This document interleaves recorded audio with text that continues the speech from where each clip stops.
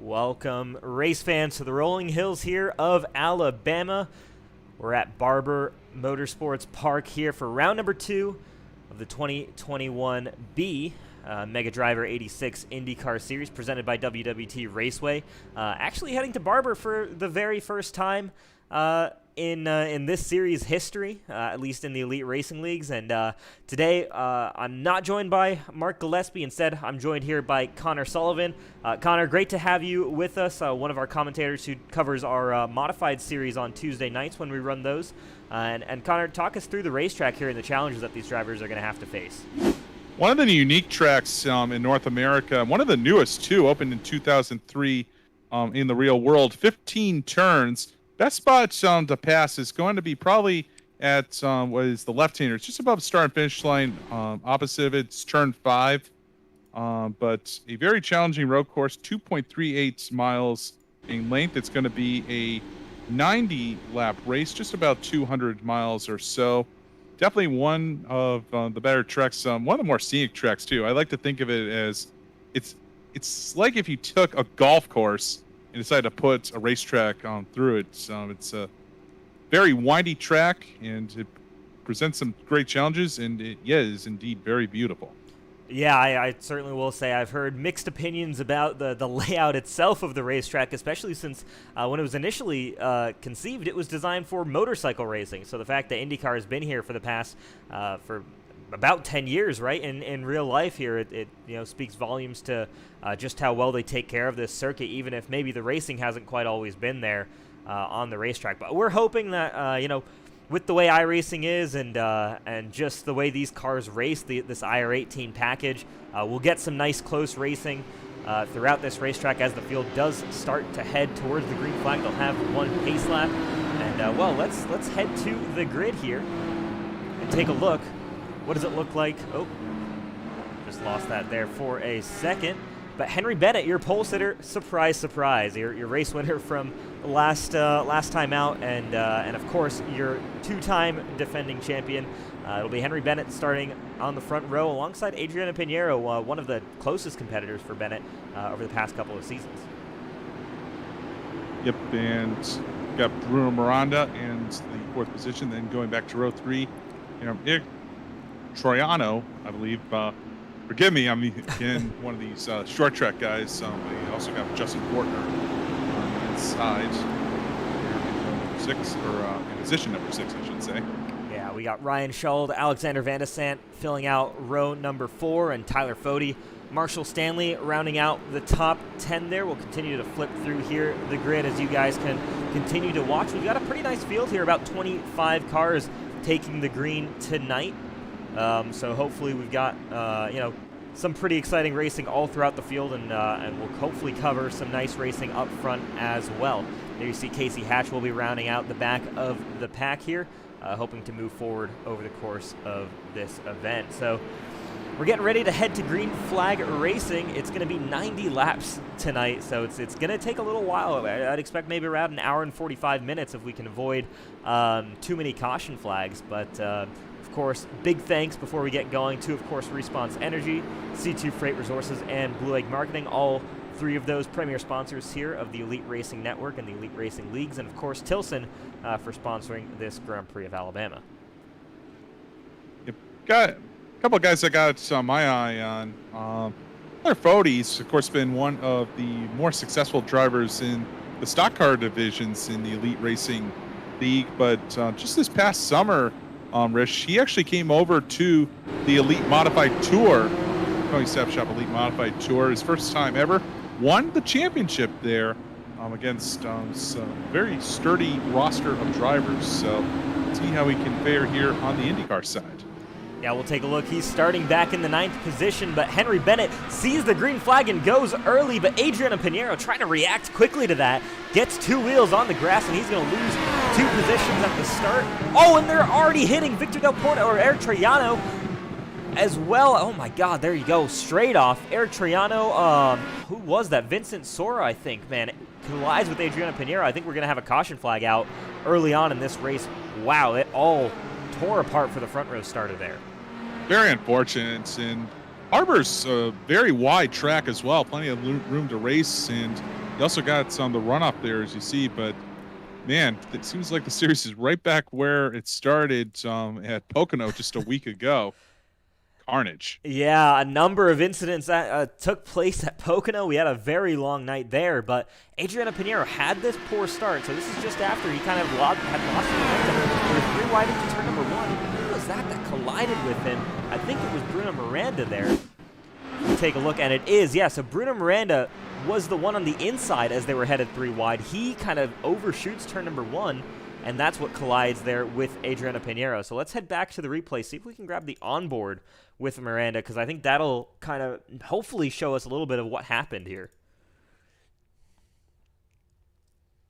Two very strong drivers there, involved in that, and that's not what you want to see here early on in a 90-lap race, that's for sure. A little tricky when you get 3 wide into turn 1, lap 1. They don't have the tires up to temperature yet, and who knows what can happen as we get the onboard shot. Yeah, so this is just here at the restart. You'll see Pinheiro gets 2 wheels, or actually almost all 4 wheels there off the track. So from Bruno Miranda's point of view, Pinheiro's gone. He can't really see him there to the side. But actually, he can there. Heads into the corner, but that's a tough one there. You've got to be more aware if you're Bruno Miranda, but you also, from that point of view, you cannot see Adriano Pinheiro around you. Yeah, not to mention he kind of got pinched a little bit, but yeah, he was just carrying so much momentum. He was just trying to stay on the racing line there, so really hate to pass any blame on that one. More of a racing incident to start off with. Yeah, all kind of kicked off there with the mistake by Pinheiro, and we'll take a look. We saw Miranda is back on pit road, same with Pinheiro, so both of them, it could potentially be day over. They may have some damage that they can fix, but yeah, that's not great for them. And here's something we haven't really talked about, actually, is tire strategy. In terms of what drivers have selected. So we'll kind of take a quick look here through the top 5 at least. Henry Bennett, the only driver, I believe, in this top 5, starting on the red sidewall tires. So those are your alternate tires. We can potentially see those on the side of his car here. A little bit tricky to see. Those almost look like blacks, don't they? Yep, but yeah, it is. So I think ours is backwards here. Yeah, so there we go. They are actually back. So our timing and scoring is telling us that that Bennett started on the softer tires, but he's actually on the harder compound and the only driver in, well, the top, I want to say all the way to the top 14 on the harder compound primary tires. Yeah, it's interesting. Our scoring, it shows the red. It shows red, but it's really the blacks, and then you got yellow, which is really the reds. So, but hey, as long as we can tell the difference, right? Exactly. But yeah, definitely an interesting strategy. Though, of course, just like in IndyCar rules, you have to run each of the tire compounds at least once throughout the race. So I guess Bennett's trying to see what he can do with this harder compound earlier on. You make a determination of what you want, what he might want to go for when they come down to the final set of pit stops. Yeah, definitely. So for some of our viewers who are maybe more used to oval racing where you don't really have different compounds, obviously the big difference between the two is those red sidewalls there you see on Victor Del Porto's car. Those are a softer compound, so they're going to give you generally more grip. But of course, with that softer compound, the more grip you get there, you're also wearing through those tires a lot more quickly. So you can find a lot of pace, but you'll lose that pace pretty quickly once the tires wear out, or you'll have to pit significantly early. Meanwhile, for Henry Bennett here on the primary black sidewall tires here, you've got a much harder compound. You suffer in terms of grip, but the longevity of the tire is significantly improved. So we've seen race weekends on these road courses flip between the two. Really, some days, everyone will prefer and you want to be on those red sidewall tires. Other days, everybody wants to be on the primary tires, and it really depends on this track. We don't really have that insight really today, but we're going to keep an eye on that and see, expect maybe some drivers will try to do just a single stint on what their least preferred tire is, and then try and run the rest of the race on what their preferred tire. Yep. Just taking a look at the real-world history of Barber with the IndyCars. In the first IndyCar race back in 2010, Helio Castroneves wearing that one. Then in 2011, 2012, it was Will Power going back-to-back. And then from 13 to 14, Ryan Hunter-Reay with the back-to-back victories. And then in 2015, you had Joseph Newgarden taking the win. That was back with the in the CFH days with him. And then 2016, Simon Pagenaud. Then 17-18, Newgarden going back-to-back there for wins 2 and 3. 2019 was Takuma Sato, and of course, no race in 2020 because of the COVID-19 pandemic, but they came back earlier this year in April, actually with the season opener. And that was Alex Palou taking the victory in Chip Ganassi number 10. Yeah, so, I mean, a great history of this racetrack and a wide variety of winners as well. I mean, it's been pretty interesting to see, how much that's changed over the past couple of years and seeing all those different race winners over the past 3 years. Yeah, I mean, it's a track where, and that's IndyCar, I think, as a whole, where you've got drivers and teams coming in and who are strong some weeks and strong some others. So they are at Portland this weekend, so, keep an eye out there for the real-life IndyCar Series as well on Sunday. 3 p.m. Eastern, I'm pretty sure, is the time for that race. So, of course, check that out. But, running here tonight in the Elite IndyCar Series, it's tough for guys to come in here and compete against Henry Bennett. He really is just a dominant force at any racetrack we go to. Showed that in qualifying here tonight. And that main competitor he had, who was just 100th of a second off in qualifying, Adriano Pinheiro, well, I think he's still sitting on pit road, isn't he? Yes, he is. Yep, so that's going to be a tough blow for him. Not sure if he's going to be able to make it back out there or not, as lights are off on the pace car. And the field is getting in single file formation, getting ready for the restart as they work through the back section of the course. Yeah, so hopefully with the single file restart, we'll get a little bit more or a little bit less chaos, I suppose, on this restart. A little more order and get these guys through turn number 1 without significant collision or any real difficulty for these guys. We'll keep an eye out, though, and see if there is anything that happens, especially towards the back of the pack where it can sometimes stack up on these restarts. Guys are just going to have to be patient. It is a long race, 90 laps here, so, work your way through, and it's a lot of strategy, tire strategy, fuel strategy that you're going to have to work through without any kinds of cautions being relatively guaranteed. All right, they should be coming up on the pit entrance, yes indeed, as they'll work through corner number 15, and we'll be back to green. And hopefully go more than one lap this time. Yeah, exactly. Hopefully we can go more than one corner this time. So Henry Bennett will lead the field back to green. They're going to be all nice and single filed out into turn number 1.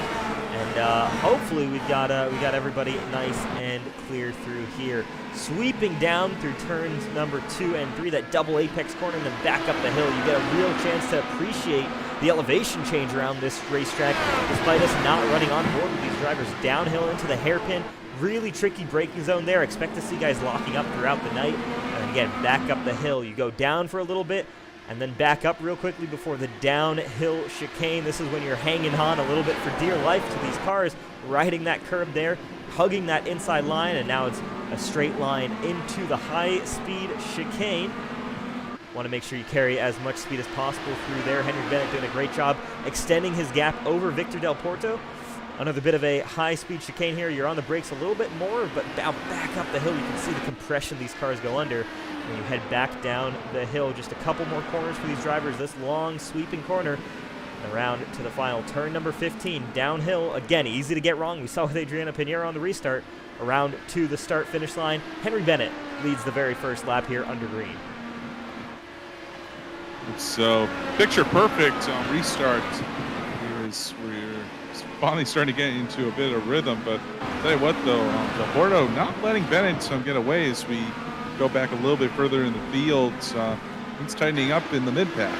Yeah, watching here, Presley Sora chasing down Thomas Geisler, and Geisler maybe struggling a little bit off the corner. Sora right there on the gearbox there of Thomas Geisler. Again, difficult to overtake around this track, but we'll actually move forward and see. Here we go, Marshall Stanley versus Ryan Schultz. Stanley looking outside into the downhill chicane. He's going to decide better of that on lap 6 of 90, but good pace here from the number 25 car of Marshall Stanley.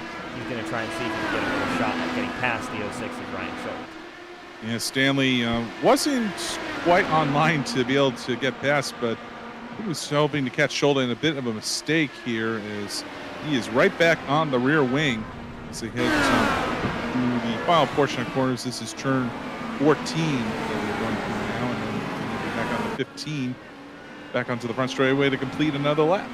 Yeah, it really looks right now that Marshall Stanley is faster than Ryan Scholl. They're on the same compound of tire, so no advantage there, but Stanley right now just more comfortable with that car, and you can see they're losing time to Tyler Fode in front, so Marshall Stanley pretty desperate to get by Ryan Scholl because he might have that same pace as Tyler Fode, but right now he just cannot get past the 06, but Scholl goes off the racetrack, and that's going to allow Marshall Stanley cleanly on through. Scholl's going to have to hang on behind to hold off Presley Sora, who's another second back, so he's got a little bit of time here. Marshall Stanley, meanwhile, has already lost 3.5 seconds to Tyler Fode up the road. Definitely a great piece of driving, though, despite the mistake. Didn't lose control on the grass, though, which is very difficult to do with these Indy cars, whether it's on iRacing or in the real thing. Yeah, so Henry Bennett doing a good job at just stretching out his lead a little bit, about a second in front of Victor Del Porto. But the real battle here is on for second place. We're watching Fortner, Sant, and Fode fighting it out for fourth. But Troiano and Victor Del Porto are both involved in this battle as well right now.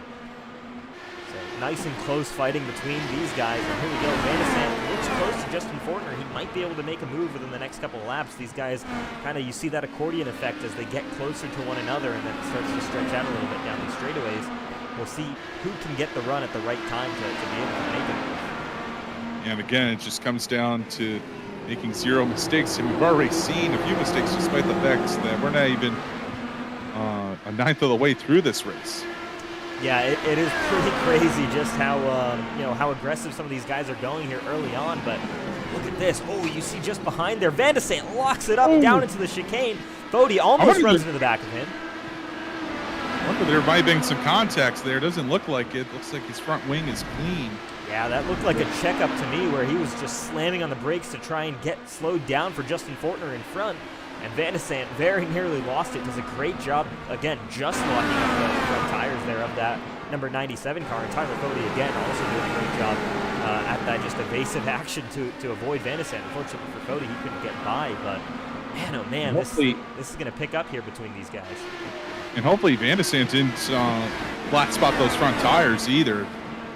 Doesn't appear to be as he's hanging in with everybody, but tell you what, the Fode is giving him a run for his money right now. Boy, Tyler Fode, just one of the best iRacers. Doesn't matter what he's behind the wheel of, whether it's a Cup car, a modified, or an IndyCar.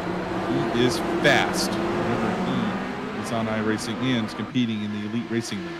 Yeah, Fode's really one of those impressive guys. And one of those guys, at least in the Cup Series, not too sure about the modifieds. You can maybe talk about that, but he's one of those guys who's so good on a long run that he's great at biding his time, waiting for guys to make mistakes in front of him, waiting for guys to burn through their stuff, burn through their tires, all of that, and he pounces late in the run. So keep an eye out for him towards the end of each of these tire runs. But at least if he's able to maintain that same kind of characteristic from the Cup Series, Fode's going to be very, very difficult for these guys to defend against.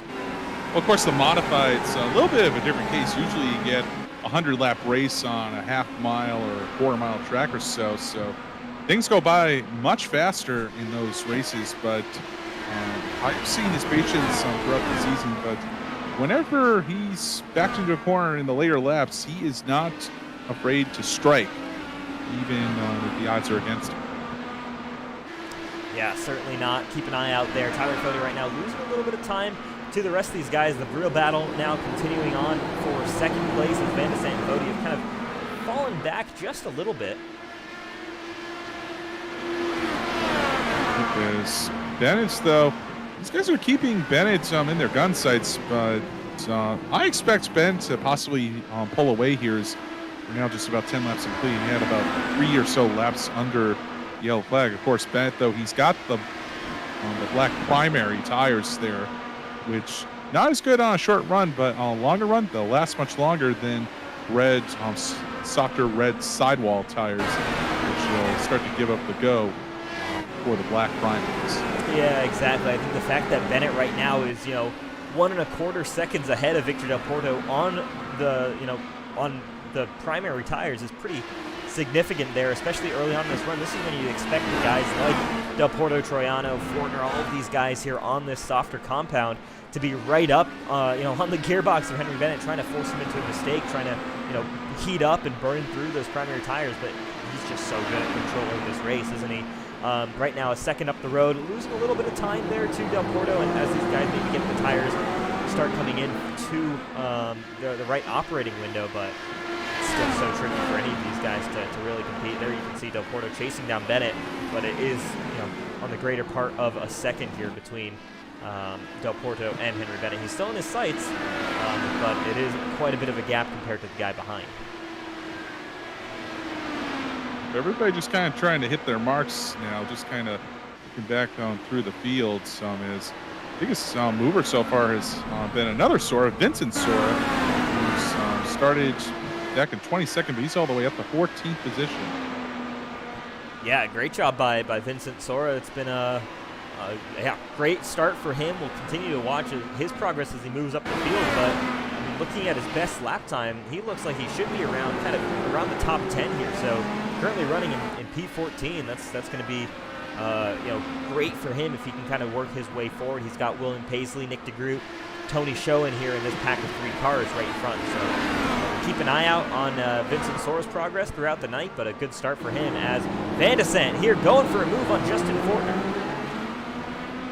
Boy, Van de Sant, guess no LFX from that lockup, but he has been unable to complete the pass, and they're coming into a right-hander here.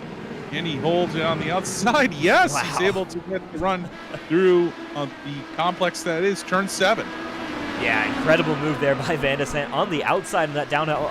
We were talking before this race. I wasn't sure guys can make moves down into that corner because of how tricky it is. Going back and forth downhill. It's off camber. It's so tricky just to get it right on your own, let alone running side by side with someone. But Van de Sant puts a car between himself and Tyler Fode. I think important for him. And can start attacking forward, trying to get to Eric Troiano or Victor Del Porto in front. Very important to know this track because that's one of the little niggly things that you got to know. There is, again, turn 7 starts as a right-hander, but if you can hold it on the outside through the right-hander, then you're on the insides when the track veers sharply back to the left, and you can make the outbraking maneuver there. So it's probably one of the other better places pass on the track, but you gotta know how to do it. Definitely, yeah. I mean, you've got to be very, very brave to make that move. As we're going to move a little bit further back into the pack here, watching now this four-way battle. This is the best place to make a pass on the track. Turn 5. It's very straightforward. You get a nice long run down the straightaway there into just your typical left-hand corner. Start on the fast run, of course. Turn 6, it's a flat out kink, and then into sort of left right chicane. It is turn 7. Yeah, so there you see they're lapping a car that's just gone a lap down there. Not too sure exactly who that was, but yeah, the battle continues on here. Vincent Sora chasing down. This is William Paisley fending off against Vincent Sora, and we might soon have both of the Soras together on the racetrack because they're just going through the bottom corner of your screen, and there at the top right corner of your screen now is Presley Sora. So look out here because I don't know who the younger brother is, but one of them is quickly approaching the other. We had a bit of a wink out there, but I'll tell you what, Vincent Sora, he has been on the move now. He's gained 10 positions since we've got him going here as we are working on lap number 14.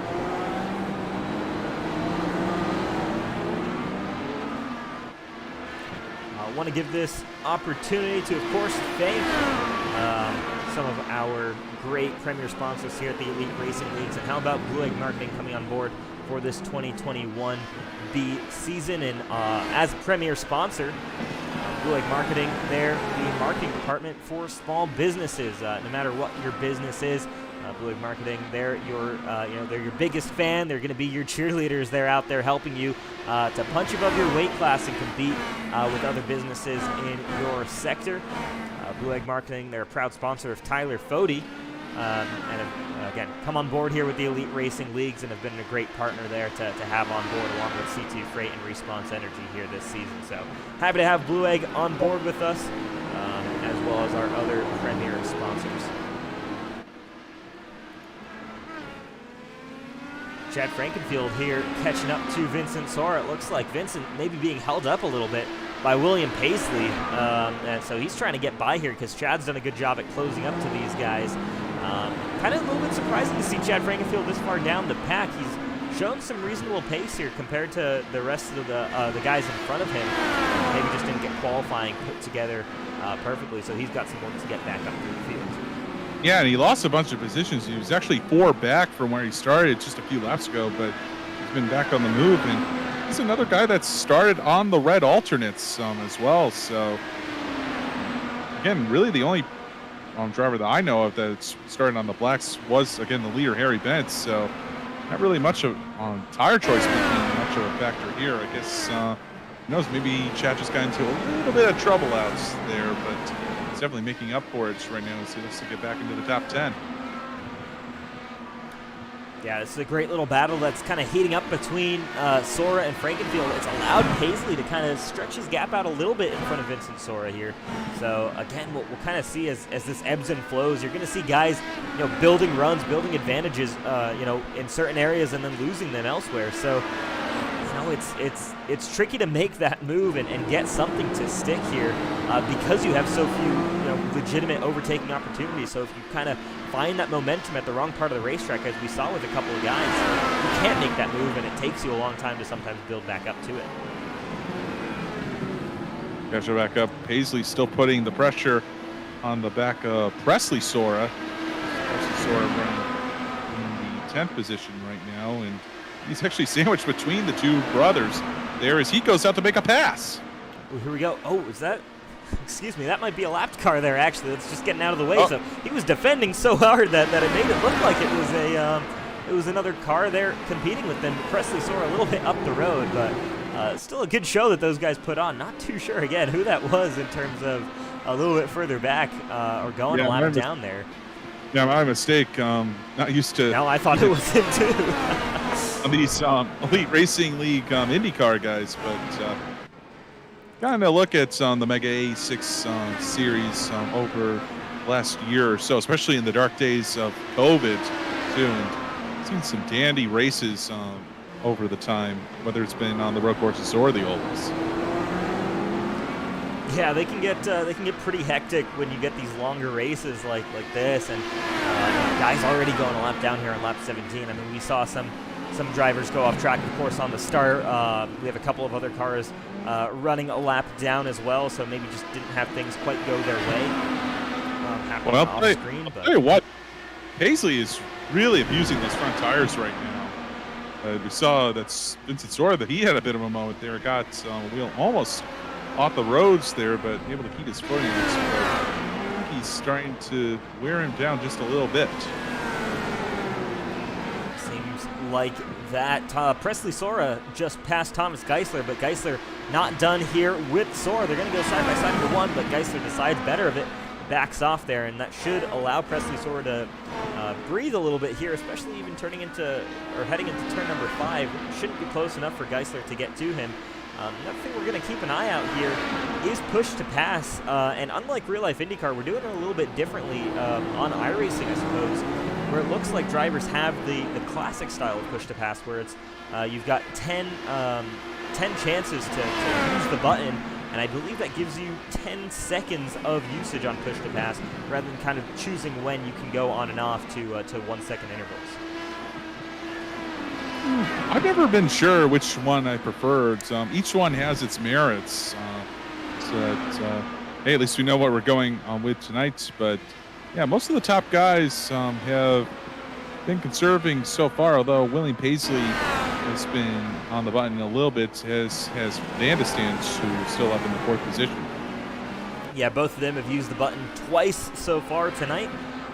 Paisley, I'm sure, using it to defend here. Oh, as Vincent Sora goes spinning there, just out of turn number 15, maybe just grab the grass a little bit. Not going to bring out the caution, thankfully, as he keeps it rolling. No car's going to run into him, I think. Let's take a look and see. Tough break. who was running so well there, moved up a number of positions. I think he's still positive to his starting spot, but there you see just gets that, I think that right rear tire just taps on that grass, and as you're turning in, you shift that weight of the car, and that brings you into a spin there. So unfortunate there for Vincent Sora, who's having such a great run up to that point.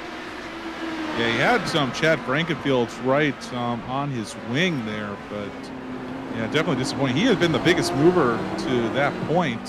Still technically is. He's only fallen back to the 15th position right now, but now he is under fire from one of my short track friends, Zach Evans, out there.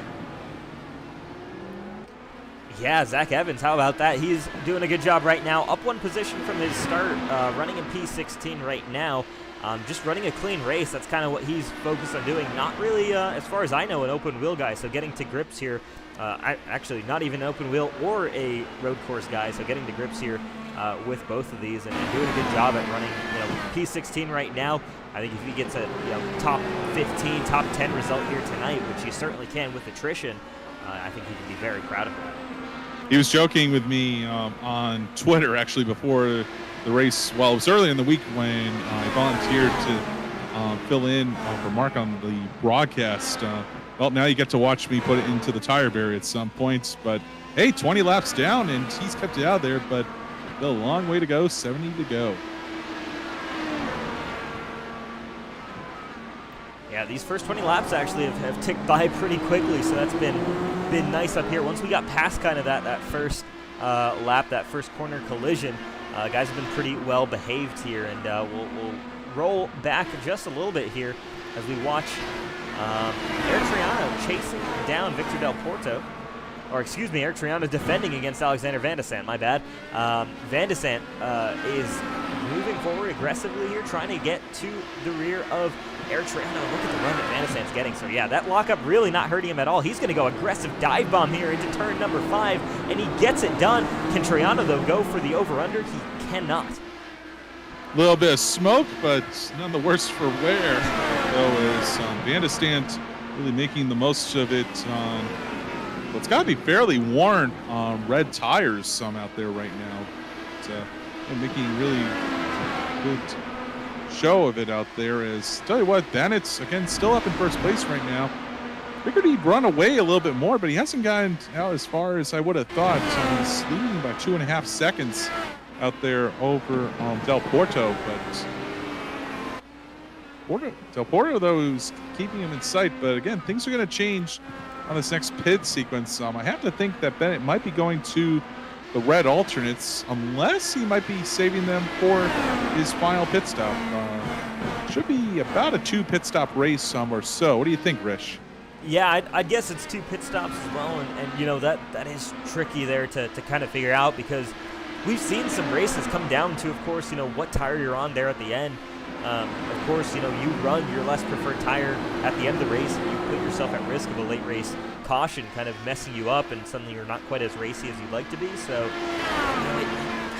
it's a tricky call. I think it's so personal to each driver, because there could be a situation right now where some drivers prefer one tire, some drivers prefer another, and Henry Bennett might be one of those guys who really likes the feel of the primary, is willing to take that little bit of a pace deficit, while the rest of these guys are guys who like this alternate tire, and that could vary as well. So it might not be as black and white as the guy on the softer tire is going to be quicker, as we're seeing right now here. Bennett's still doing a great job despite being on the harder compound, leading by almost 3 seconds.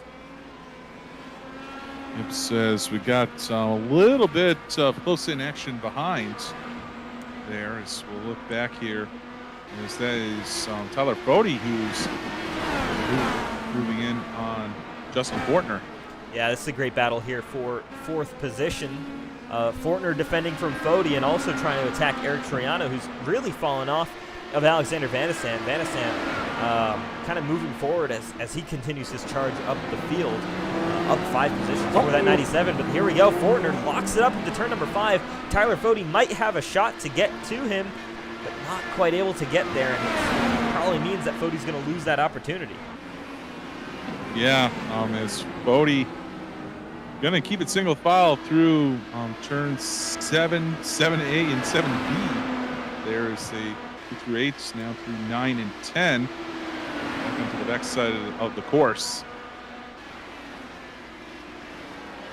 Bodie, yeah, he's kind of playing the patience game a little bit, although it took a little bit a look going into 12 there.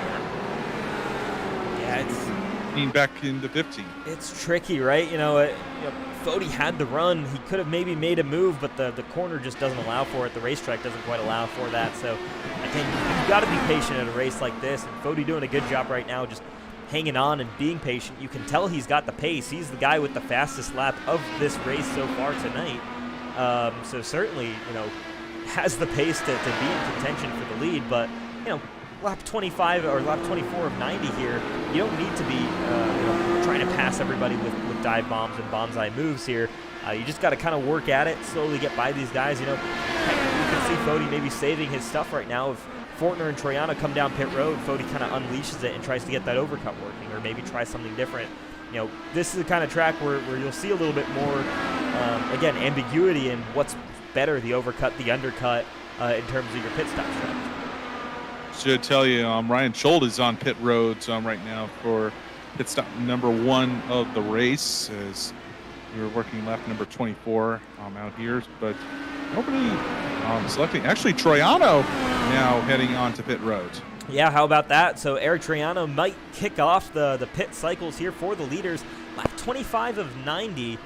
Maybe a little bit early, though. He was on the softer tire, so if this is tire limiting, then he should be able to make it 35 laps on another stint, and then another 30 laps or so if he runs the harder compound. So we'll keep an eye on that. But could this be a 3-stop race here? If guys aren't quite able to make it to lap 30 on each of these runs, that could be interesting.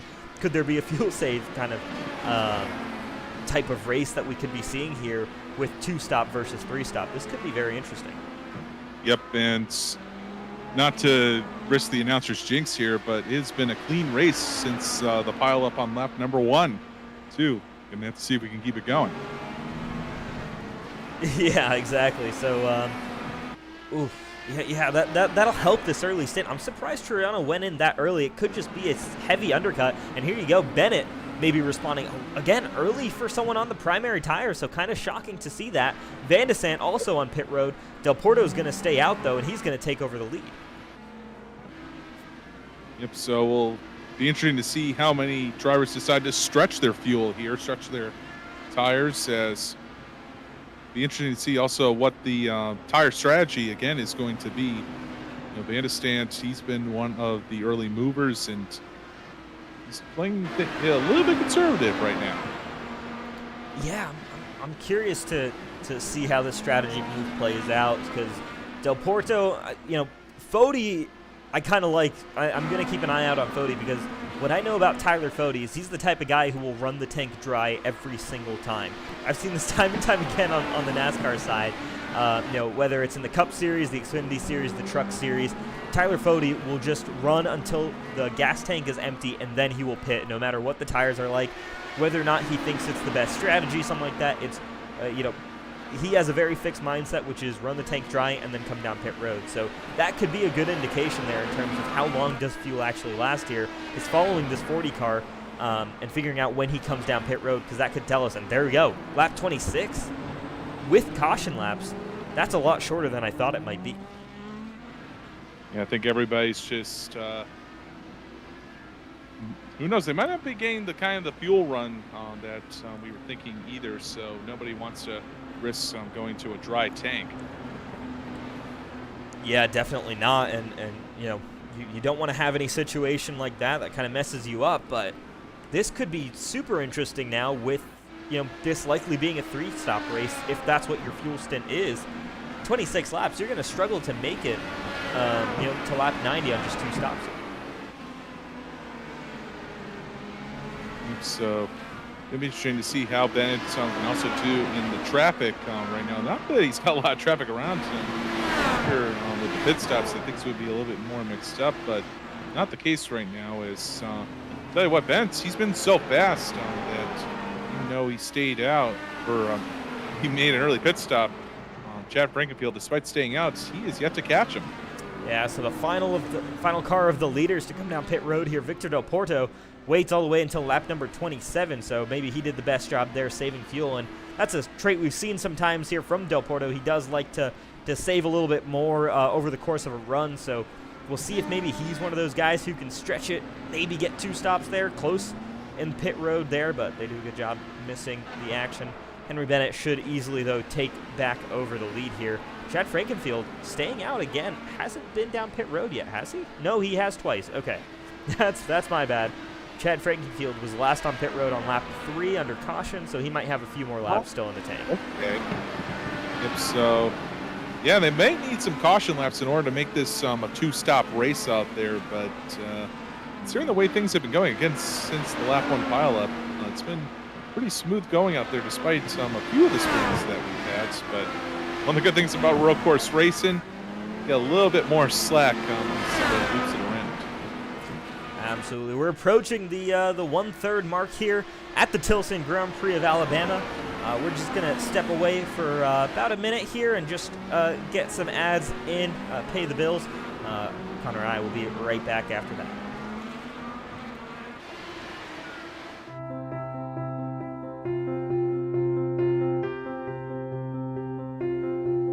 My name is John Cunningham with C2 Freight Resources.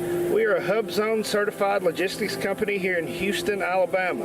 We've been in business for over 20 years, working with the Department of Defense and the federal government, among many other customers. C2 is committed to truckload shipments along with less than truckload shipments across the United States, Canada, and Mexico. Our high level of service is what keeps our customers coming back year after year. Our industry-leading transportation management software, along with our tracking software, allow our customers to know where their shipments are at any time, any day. In closing, C2 Freight looks forward to earning your trust and business through actions day in and day out. We know if given the opportunity, you'll be pleased with our service and communication.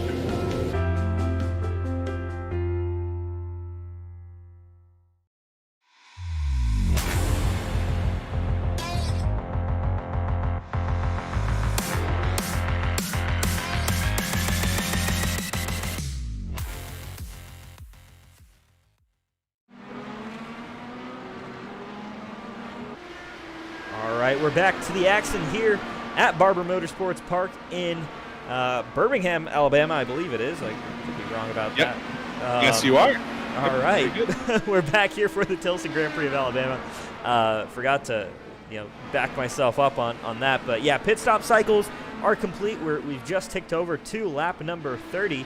Henry Bennett remains your race leader, this time to the sound of 3.7 seconds over Eric Triano in second.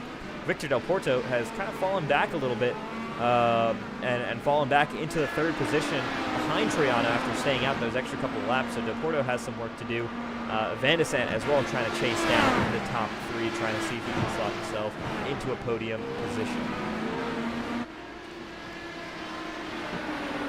So, gonna be interesting to see. Can we see the who's on what tire?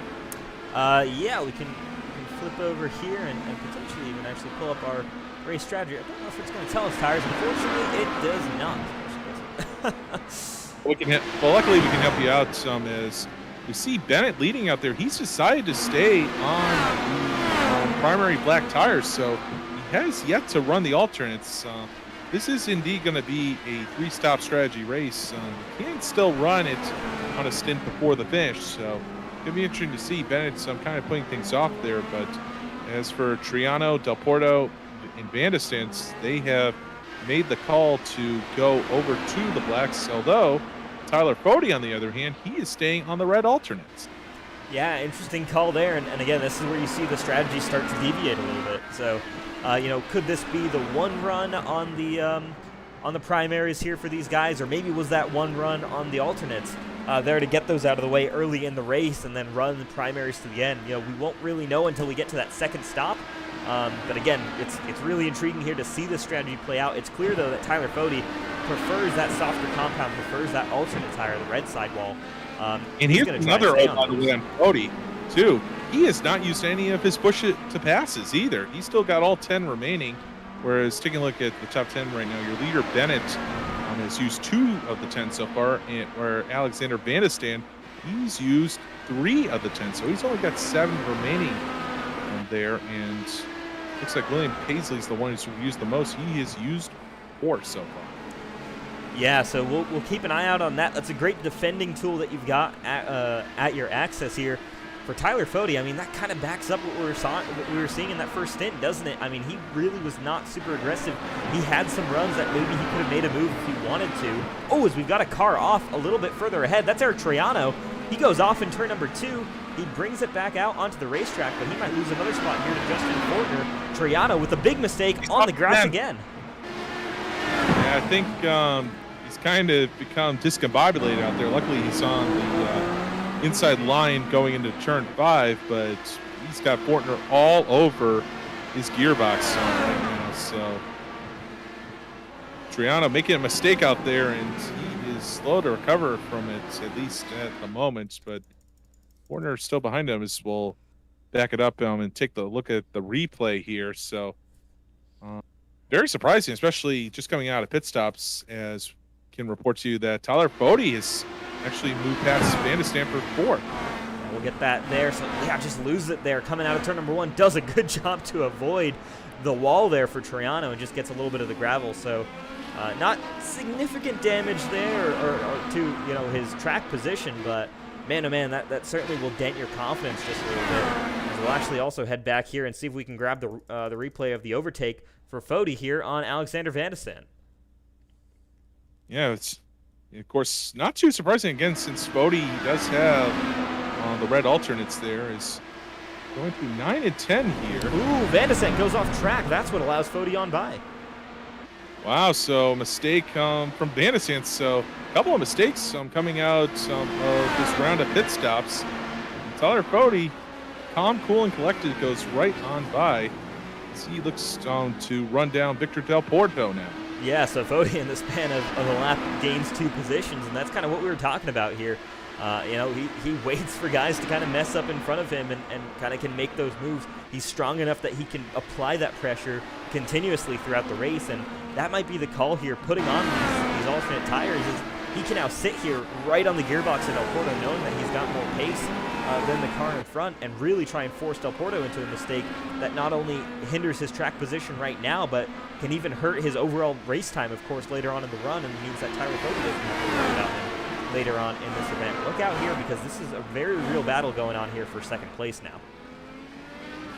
So Fode taking advantage of the grip on the red alternates, at least while he can. Again, superior grip now, not so much later on, so he knows that he's on a bit of a ticking clock right now. So Tyler Fode, the patience on dial has been backed off on him a little bit, and he is on the attack. Yeah, we'll see that gap now just around half a second. You see Del Porto with that little bit of a lockup down into the chicane. So again, he's starting to feel that pressure. Del Porto, we saw, ran the longest on that last set of fuel. So he's right now a little bit heavier, but he's got fresher tires. Look at Tyler Fode. He's starting to look aggressive. He's picked up the pace here. You can really see that in this number 40. And he can really make some great cuts as well, just whipping across again, this pretty wide track out there, trying to catch El Porto in a mistake there. But I'll tell you what, though, looking for Henry Bennett, he is long gone. Yeah, I think this overtake has to be important for Tyler Fode if he wants to contend for the win, if he believes that he can contend for the win here. Fode's got to get by Victor Del Porto and start putting down his own pace. And here we go. He looks to the inside for the move. He's not going to be close enough. Yes, we got a car off. Not sure who that was. It might have been a lap car. Yeah, I believe it was Alec Balvan's running a lap down there. You see he's going to let these guys on by. So thankfully no real issues there for him. Bit of a slow start to the day, unfortunately, for Balvan, so he's had to recover. But still doing a good job staying out of the way here of the leaders as they continue to duke it out here for P2. Good to see it going through 9 and 10. I know those corners look easy, but I've watched enough IndyCar races in the real world to know it's not. If you get it wrong just a tiny little bit, it can cost you anything, and you can have perhaps a really big off there. Yeah, you really can. I mean, it's, these cars are obviously very physical. It's a physical track in real life. You're not quite feeling all those G-forces in a sim here. But I do know, I personally like to run a lot of forced feedback on my steering wheels when I run, especially in these cars. And you do start to feel it in your arms. You do start to fatigue just a little bit over the course of an event like this. So certainly keep that in mind. It's still possible for a lot of these guys to make mistakes as we get later in this event, just due to that fatigue, whether it's mental or physical. So again, long way to go in this one. Haven't even reached that halfway point. Expect still a lot more to come from these guys in terms of action on the racetrack. Yeah, be curious to see how much Bodie, if at all, has been on the push to pass. Same with Del Porto just in defense here as we'll get a look. They've only each used the push to pass once here, but boy, Bodie, trying to through that set of corners, but lost a little bit of ground in the process. But again, they're willing to use their push to passes. Again, we're not even halfway through here. This 90-lap race as we now work on lap number 37. Yeah, and this is bringing Alexander Van de Sant back into the fight here. Look out for that white car just behind this pack. I mean, I think Fodi right now is the fastest of these three, but they're both, I think, getting held up here by Victor Del Porto. So they're trying to make this move fast. I think Del Porto switched over to that primary tire, and the balance of the car can shift when you change these tire compounds. And right now, I think Del Porto struggling to just get to grips with this harder compound tire. And again, Fodi on the softer ones, and I think Van de Sant is hoping that Del Porto can hold him up just a little bit longer to the points where he overuses those red alternates, and with Van de Sant on the black primaries, he'll have longer lifespan to be able to outlast and go after Tyler Fodi. Yeah, this has got to be crunch time for Tyler Fodi. He's been stuck behind Del Porto enough times, over the course of these past couple laps. A little bit of a blink there for Van de Sant. But for Fodi, I mean, he's got pace in this car right now. He's got pace in these tires to close the gap potentially to Henry Bennett, but he's not able to do so. This is the stint where he should have an advantage, a significant one, over Bennett, but he just can't take advantage of that. So right now, Henry Bennett's best friend on the racetrack is certainly Victor Del Porto, and honestly, it is for just about everybody else behind Tyler Fodi as well, because he's keeping Fodi well within the confines of this group for second, meaning that later on in this run, when these guys are on their softer compound tires again, and Fodi has to run the primaries, he's going to be vulnerable. And Del Porto on the push to pass there as they make the run down to turn 5, but not enough as Fodi is able to dip to the inside. I think Del Porto might have carried a little bit too much speed in there with the extra power from the push to pass. Yeah, what's tricky for Fodi right now is you see a little bit of lockup there from the 40 car. Is he's really good here, I think, on the exit of the corners and just kind of getting into getting a run. But the problem is he doesn't quite beat Del Porto on the brakes. Kind of what I'm observing at least. And so that's allowing Del Porto to defend just enough here. Tyler Fodi, we're not seeing him make any kind of dives here, really getting late on the brakes. And it's tough to make a move around this racetrack if you don't trust the brakes underneath you. In Van de Sant, he's really good through this long corner, which is turn 14 there. It's sort of a double apex corner there. And he really pulls up onto on corner exit just before they go into turn 15, which is the left-hander on the front stretch. As Fodi makes a bit of a mistake there. A little bit too much speed, but Van de Sant unable to take advantages now. They make the run as Fodi's on the push to pass. Here he comes. He's on the push to pass. He looks to the inside here, and there you go. Del Porto locks up. That's going to allow Tyler Fodi to make the move into P2. Can he defend, though, against Del Porto? Because Del Porto is still there on the inside down into the chicane. Here they come. Both drivers on the push to pass again, but Fodi has the preferred line. I think this is going to give him the runner-up spot for good here, but both drivers utilizing 2 10 seconds on push-to-pass opportunities there, so they're both down 7. Van de Sant also down to 7 here. Is now he is going after Del Porto for position number 3, so Del Porto in danger of falling off the podium. Yeah, wow, there you go. And I think that's kind of what we were seeing before, is Del Porto was holding up the rest of the pack, and I think we're going to see the rest of these guys now see Tyler Fodi make that move, and they're going to try and get by as well. Fodi right now, he's got to push. I think he knows that he's used up quite a lot of tire. He's used up a lot of this stint where he's supposed to have an advantage.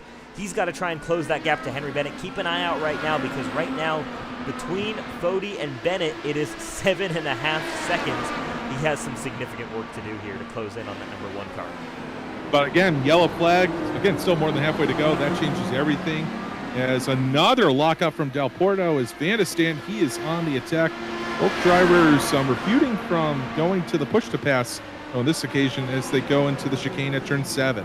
Yeah, again, Del Porto just does not like these tires. He is struggling for grip. He's struggling to be, he's not super confident on the brakes, I think, as well. He was braking late, and I think a lot of the time it works, but you're seeing where it just locks up and he loses it. He loses a ton of time, and guys are able to get right to him. Behind him, Fortner and Troiano go side by side through that chicane. You can't go side by side there, and Troiano figures that out very quickly. And of course, Troiano, he had the off-course excursion just after the last round of pit stops, so I think he might be a little peeved at the moment and wants to reclaim what he has lost. Yeah, Troiano could be driving a little bit there with some anger in terms of trying to get back some of those positions, but here we go. Will Van de Stant get on the button here if he can get a good enough run off of turn number 3, up through 4? He's going to stay off it, so no attacking move. He's not close enough really to get the move done on Del Porto, but you can see Van de Stant so good on his brakes, really just confident. We haven't seen a ton of lockups from this 97 car, barring that one kind of evasive maneuver that he had to lock up through the chicane here early in the first stint. Yep, so everybody kind of behaving themselves against work lap number 41 coming up on the halfway point. And what's been a very entertaining race ever since we had the one little bit of chaos on lap number 1 there. And again, going to be interesting to see how the pit strategies go. I don't think these guys will be able to make it on just one more pit stop. I think we're going to see 2 for everybody going forward. Yeah, based off that first run, I'd be kind of shocked if we see a 2-stop run, but yeah, I mean, who knows?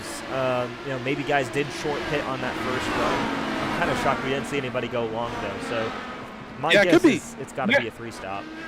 Yeah, you never know. You got guys that might be doing the backwards strategy as well, which is, again, classic tactics for a road course, whether it's in IndyCar or stock cars. Yeah, still a lot for us to figure out up here in the booth. So we'll keep you guys posted and kind of keep an eye out on how the strategies play out. But really, it's going to be when does somebody come in next. If they can make it to lap 60 here, you should be good to go to make it to the end. Honestly, 58 or so, you should be good to make it to the end. The question is, can you make it that far? That's another 15 or so laps left in this stint here if you can hold on. Because we're taking a look at positions 3, 4, and 5. I can tell you that Tyler Fody is what about 2 seconds on these guys, but he has over 8.5 seconds if he wants to catch Henry Bennett. So I think the tires might have worn just a little bit there on the number 40 for Tyler Fody as far as being able to run down the defending champion. Yeah, it could be a lonely rest of the race here for Tyler Fody in the second half, just with sheer pace of Henry Bennett. I mean, we talked about him a little bit earlier in this event, but Henry Bennett, I mean, just the laps he's put in they're just ridiculous here. You can see the past couple laps. The fact that we're this late in the run, he's still running low 110s, high 109s. I mean, the fastest lap of the race here today is a 109.2. The fact that Bennett is this consistent, running this closely amongst his lap times is just ridiculous. That last lap was a 109.57. Of course you're burning through some fuel, but the fact that the tires are still there, the pace is still there for Bennett, he's really in total control of this race. Definitely the complete driver. Again, he's just, doesn't matter whether it's one of the longer ovals like Pocono last week or a good old road course like Barber Motorsports Park. He is on it just like a real world IndyCar driver is. You got to have the complete package if you want to be a champion. You really do, and you can see just from lap 37 to 42, that's when Fody got released. You can see that didn't really change much because Bennett just kept extending that gap between himself and Tyler Fody, and he does it again here, 8.9 seconds. We're almost at 9-second gap here. When Tyler Fody made the pass on Victor Del Porto, it was 7.5. We thought he'd be closing that. Henry Bennett certainly had something to say about that, though. But the interesting thing about Bennett is that, again, he has to run the red alternates at some point. He's been on the black primaries the whole way through, so I'm going to have to guess it's going to be the next pit stop where he switches to the red. So you never know, though. If it is a 3-stop race, the last run to the checkered flag is going to be the shortest of the race. So if he's still got a gap, it might be handy to take the red tires then. But of course, if you get a yellow flag, it could be very interesting if the balance goes away on his car. Yeah, it really depends on just whether or not this is a 2 or 3 stop race here tonight. We don't quite know that just yet here. We're going to keep an eye out again. My expectation would be within the next 5 laps or so, if this is a 3-stopper, you're going to start seeing guys coming down pit road. This is the halfway point of this race. If you're running that perfect 3-stop race, this is the time really to come down pit road. And I don't know what's happened. So kind of while we've been focused on all these guys, Chad Frankenfield, he is all of a sudden fallen off. He is several laps down. Not sure what happened. Yeah, something didn't quite go right for Chad Frankenfield. We saw him competing towards the front. Yeah, trying to get back up into the top 10, but not really working. I mean, it's been a strange race for sure. You're looking back. I mean, we've really only got about 14 cars really within 2 laps of the leader here. So there's been a lot of action, I think, a little bit further back where guys have run into issues, one or the other. We're seeing some off-track incidents. Of course, we don't see caution flags come out, so it's hard for us to get all of that information on road courses. But guys struggling right now, just 10 cars right now on the lead lap compared to Henry Bennett. And as Bennett crosses the line, we are halfway home here as the battle continues for 3rd, 4th, 5th. Yeah, so Van de Sande, look at how close he is on Del Porto. He's got to try and make a move here within, the next couple of corners if he can. We saw last lap, I think it was, Van de Sande was on the button. He just wasn't able to get close enough to Del Porto. We'll see if he can do it again. A deep dive through turn number 2 and 3. Can he get the run, though, off the corner? Maybe not. He's not going to use the button this time. Doesn't think he can get past, probably, and he doesn't. Just how good he is on the brakes. He's able to get so close to Del Porto. The problem is he's just not able to get to the chance to make the move. Del Porto does a great job parking that car on the apex of turn number 5, which is really the best overtaking opportunity for Van de Sande. And of course, another factor to watch, even in iRacing too, is how the brakes will fare as we get into the last part of the race.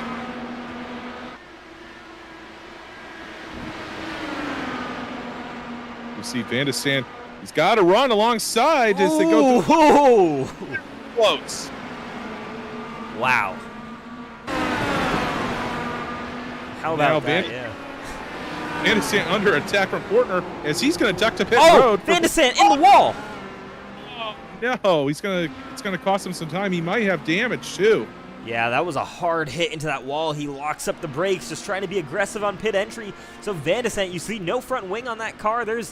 Oh, man, he was having such a good run as well, but it's going to be a long repair. You can see just how messed up that front left tire is. Completely towed in. He's going to have a lot of damage on that one. It's going to be a long fix to that front left suspension.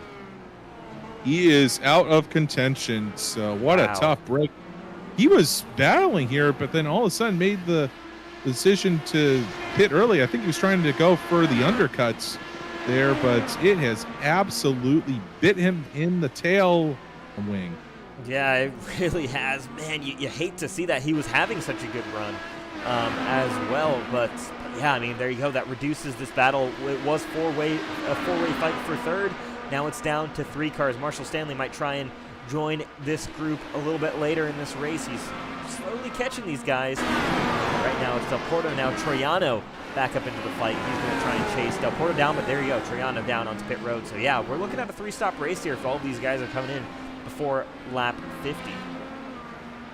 And Troiano demonstrating the correct way to enter pit road. Yeah, man. I mean, it's tricky. It's a little bit off camber there. You're downhill. It's a narrow pit entry. You can't blame Van de Sande for making that mistake, but that's such a costly mistake. I mean, he was having such a good run up until that point. Yeah, just definitely caught us off guard again. You don't think of somebody kind of going to pit roads when they're in the middle of a battle, basically. But I think it was just a last-minute decision. He wanted to go for that undercut on the pit strategy, but That's racing. Yeah, it really is, and yeah, that's a rough break, but a long season still ahead. It's just round 2 for Van de Sant. We know he's, kind of one of those guys who can fight for the championship. If Bennett somehow trips up, he'll be in that fight for second, especially if Bennett doesn't. Yeah, man, that hurts him a little bit early on here, and I don't recall, but I don't believe he had a great night out at Pocono either. We'll just quickly check that back out, but yeah, Van de Sant down in P15. Didn't end up finishing that race. He was a DNF, our second to last DNF. So yeah, it has not been a great first 2 races for Van de Sant. As we see again, Tyler Fode kind of on his own little island right now, up in the second position, and still unable to gain any kind of ground out there. Troiano, something's happened to Eric Troiano because he's now showing as in the pits. I think he went off track. Here we go. We'll take a look and see. Oh, big hit there. Wow. Look, So there you see it. Wow, just gets loose through the high-speed chicane, slams into that wall. It's day over for Eric Troiano. So another one of our top 5 cars now out of this race. yep, and just a local yellow, I guess. Yeah. Things a little bit looser here on iRacing. So wow. Just like that, another one of the contenders is done for the night. As we see, the leader is on pit road. Again, the question being, will he make the call to go over to the red alternates? That is. He has to do at some point. He certainly does. Whether it be now or on the last pit stop, no, he's going to stay on the black primary. I think he's going to try to play it, unless he is. Well, he might. He is on the red sidewall tires, I think, this time by. Okay, Yeah. that's like that. Yeah, it's Just kind of hard to tell because running the red rims as well. Yep.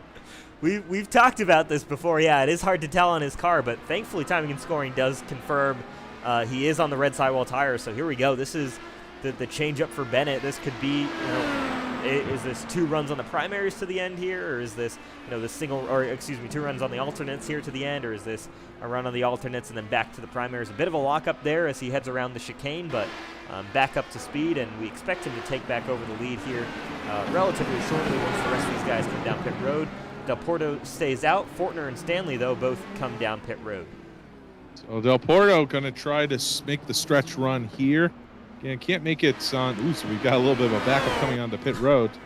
Yeah, you get a yellow depending on what time. Could make the fuel strategy a little bit interesting, though. But look at the way things are playing out right now. Might not have to worry so much about yellow flags out there. Yeah, so Bennett easily passed Fortner and Stanley. Now, where will these guys come out in relation to Tyler Fode? I think that's going to be the other question. Yeah, let's take a look. Here comes Fode around the corner. I think he's well clear of these guys.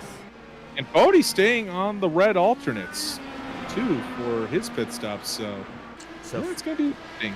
If Fode's making rounds on the red alternates, but he has a long way. He is over 11 seconds behind Henry Bennett. I don't know, it's going to be interesting to see how Bennett's car responds to being on the reds for the very first time here after spending the first 50 laps of this 90-lap event on the black primaries. Yeah, we'll see once he finally has to, or for Bennett, we'll see how that changes. And for Fode, of course, at that last run, we'll see how he fares with the primary tires and see if he can make any kind of ground here. Maybe this is what Bennett's more uncomfortable with, is this red sidewall tire. Maybe Fode can make up some ground this stint, but, I'd be shocked. Henry Bennett has just looked so comfortable out front this entire race. Yep, as you see, Del Porto still yet to hit the pits. Here is he's got about 11 second, now 12 second gap back to Bennett. Again, not nearly enough to hold him off through this pit sequence as he heads through turn 7. I do stand corrected. If you had any thought that Henry Bennett might have slowed down on the red sidewall tires, now he was just saving some stuff. He just set the fastest lap of the race on that last time by a 109 flat. So certainly no question there. Henry Bennett is on it. Just trying to get the tires up to temp. as Bennett, he might have been on the push to pass there. Was at 8 at a time. Now he's down to 7. Yeah, so maybe just trying to get clear of some of these lapped cars around him. But Victor Del Porto hits pit road. He's not going to be able to make it stick for a 2-stop.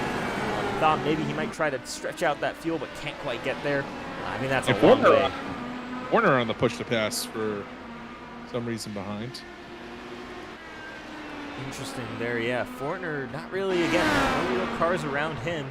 Something happened to Marshall Stanley. He's on pit road.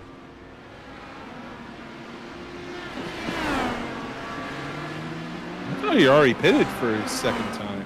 He had, yeah, so something must have happened here to Marshall Stanley because he was in contention.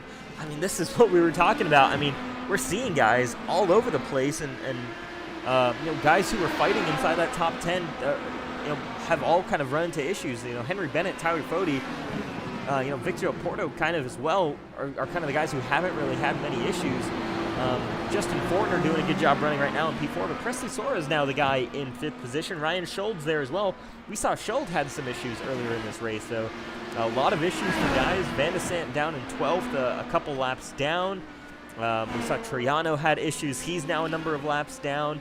Marshall Stanley comes out. He's, I believe, a lap down, or maybe he's still just on the lead lap. But yeah, wow, this is interesting that just past this halfway point, a lot of these top drivers are kind of imploding. Yep, as we actually got a look. Zach Evans running in the 14th position. Again, he's fairly new to the IndyCar games. So, again, he told me before the race he expected to be in the tire barriers at some points, but he has kept the number 6 out of it so far. So, it's kind of trying to learn and keep pace with these guys. So, kind of playing the Jimmy Johnson game, I guess you could say, this year. Yeah, certainly. Just get the laps in, get comfortable with the car. That's the biggest thing here, and you can build up that pace once you get the consistency down. That's the real thing, Finish races, and you've got a good shot at being very competitive inside the top 10 in points.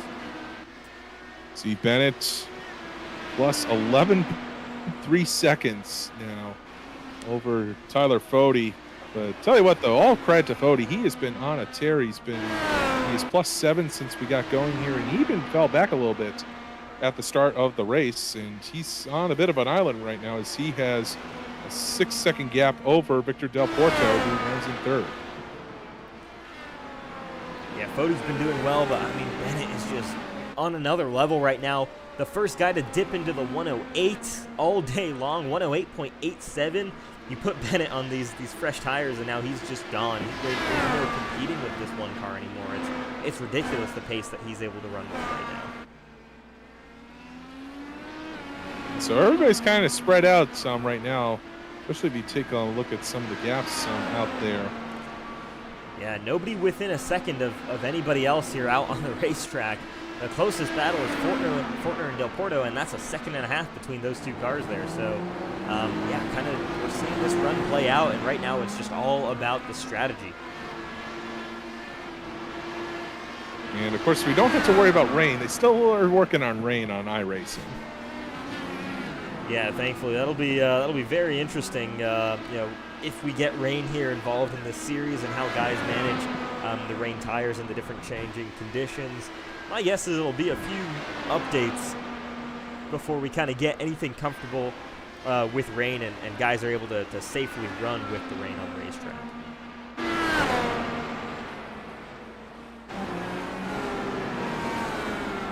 Justin Fortner got about a second in order to catch Victor Del Porto for the 3rd position, but it's about the closest battle that we've got so far as we get back down now to the final 35 laps. Yeah, this race is coming down to it. Once we pass that halfway point, again, kind of spread out the field and saw a number of mistakes. Guys now just trying to make it to the end here. Generally, you should be seeing maybe a little bit less pressure. You don't have guys, pounding you in your mirror. You don't have someone to chase in front of you, so you're not pushing yourself a little bit too hard. You settle into a rhythm, make it through this stint, and get to that final set of tires to make it to the end of this race. Yep, I expect final pit stops will probably be around lap 70 or so. That's kind of what everybody's been kind of going for, has been about these 20 to 25 lap intervals out there.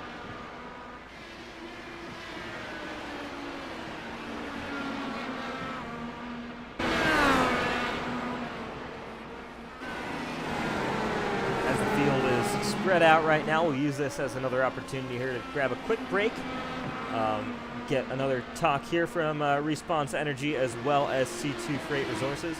We'll be back with you guys in just a minute or two.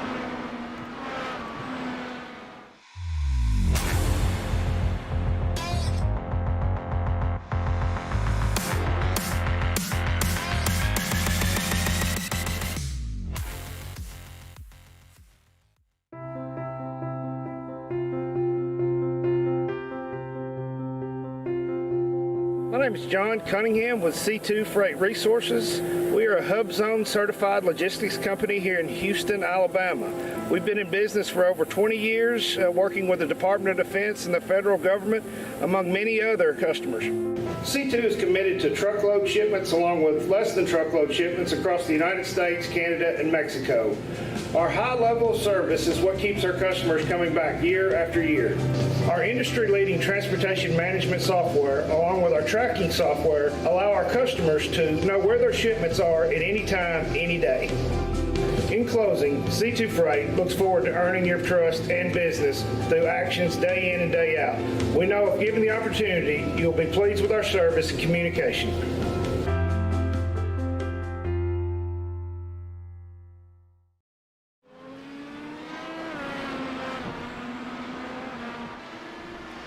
Well, we're back to the action here at the Tilson Grand Prix of Alabama. Continuing this tire run here. It's been green flag since the very first, actually it's been a green flag since lap 6, I was going to say, just after that first corner collision between Adriana Pinheiro and Brandon Madonia. Since then, though, some incidents out on the racetrack. We saw Alexander Van Asant with that crash heading into pit road. We saw who was it? It was Eric Triano, I believe, with that crash here just through this corner, losing the rear end of that car. So right now it's Bennett, Fody, Del Porto, Fortner, your top 4, Presley Sora rounding out that top 5. And these guys pretty well spread out around this racetrack, just trying to hang on, make it to that final pit stop to make it to the end of 90 laps in this event. We're about to approach 2/3 distance, though. Connor, it's starting to tone down a little bit in terms of the action we had in the first half of this race. Guys settling into a bit more of a rhythm here versus kind of the chaos we were starting to see here early on. Yeah, it's going to be interesting. Again, you still got one car you can play, especially if it still stays green. I think we're going to see some guys undercut at some point to try and get that run there. There's a bit of a twitch there. Who's that? Paisley, I should say, out there. In a ninth position right now. Yeah, we're thinking about USAC for a second there.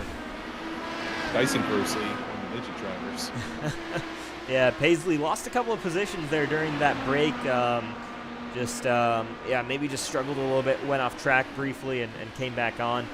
I think that's actually exactly what we saw. So just a quick off-track situation there allowed Marshall Stanley to head on by, and Stanley now has some work to do, some lap traffic here in front of him to catch Thomas Geisler, who's 9 seconds up the road here. So Stanley kind of, again, in a bit of a world of his own.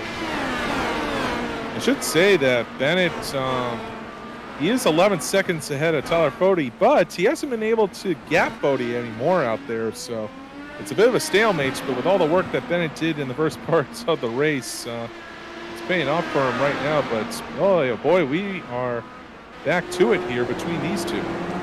Yeah, Del Porto is kind of the guy that I'm starting to watch here is maybe being one to watch because he's running in third position. He's closed that gap to Tyler Fody down to 3 seconds, and I'm actually curious here if we can take a look and see how that's changed.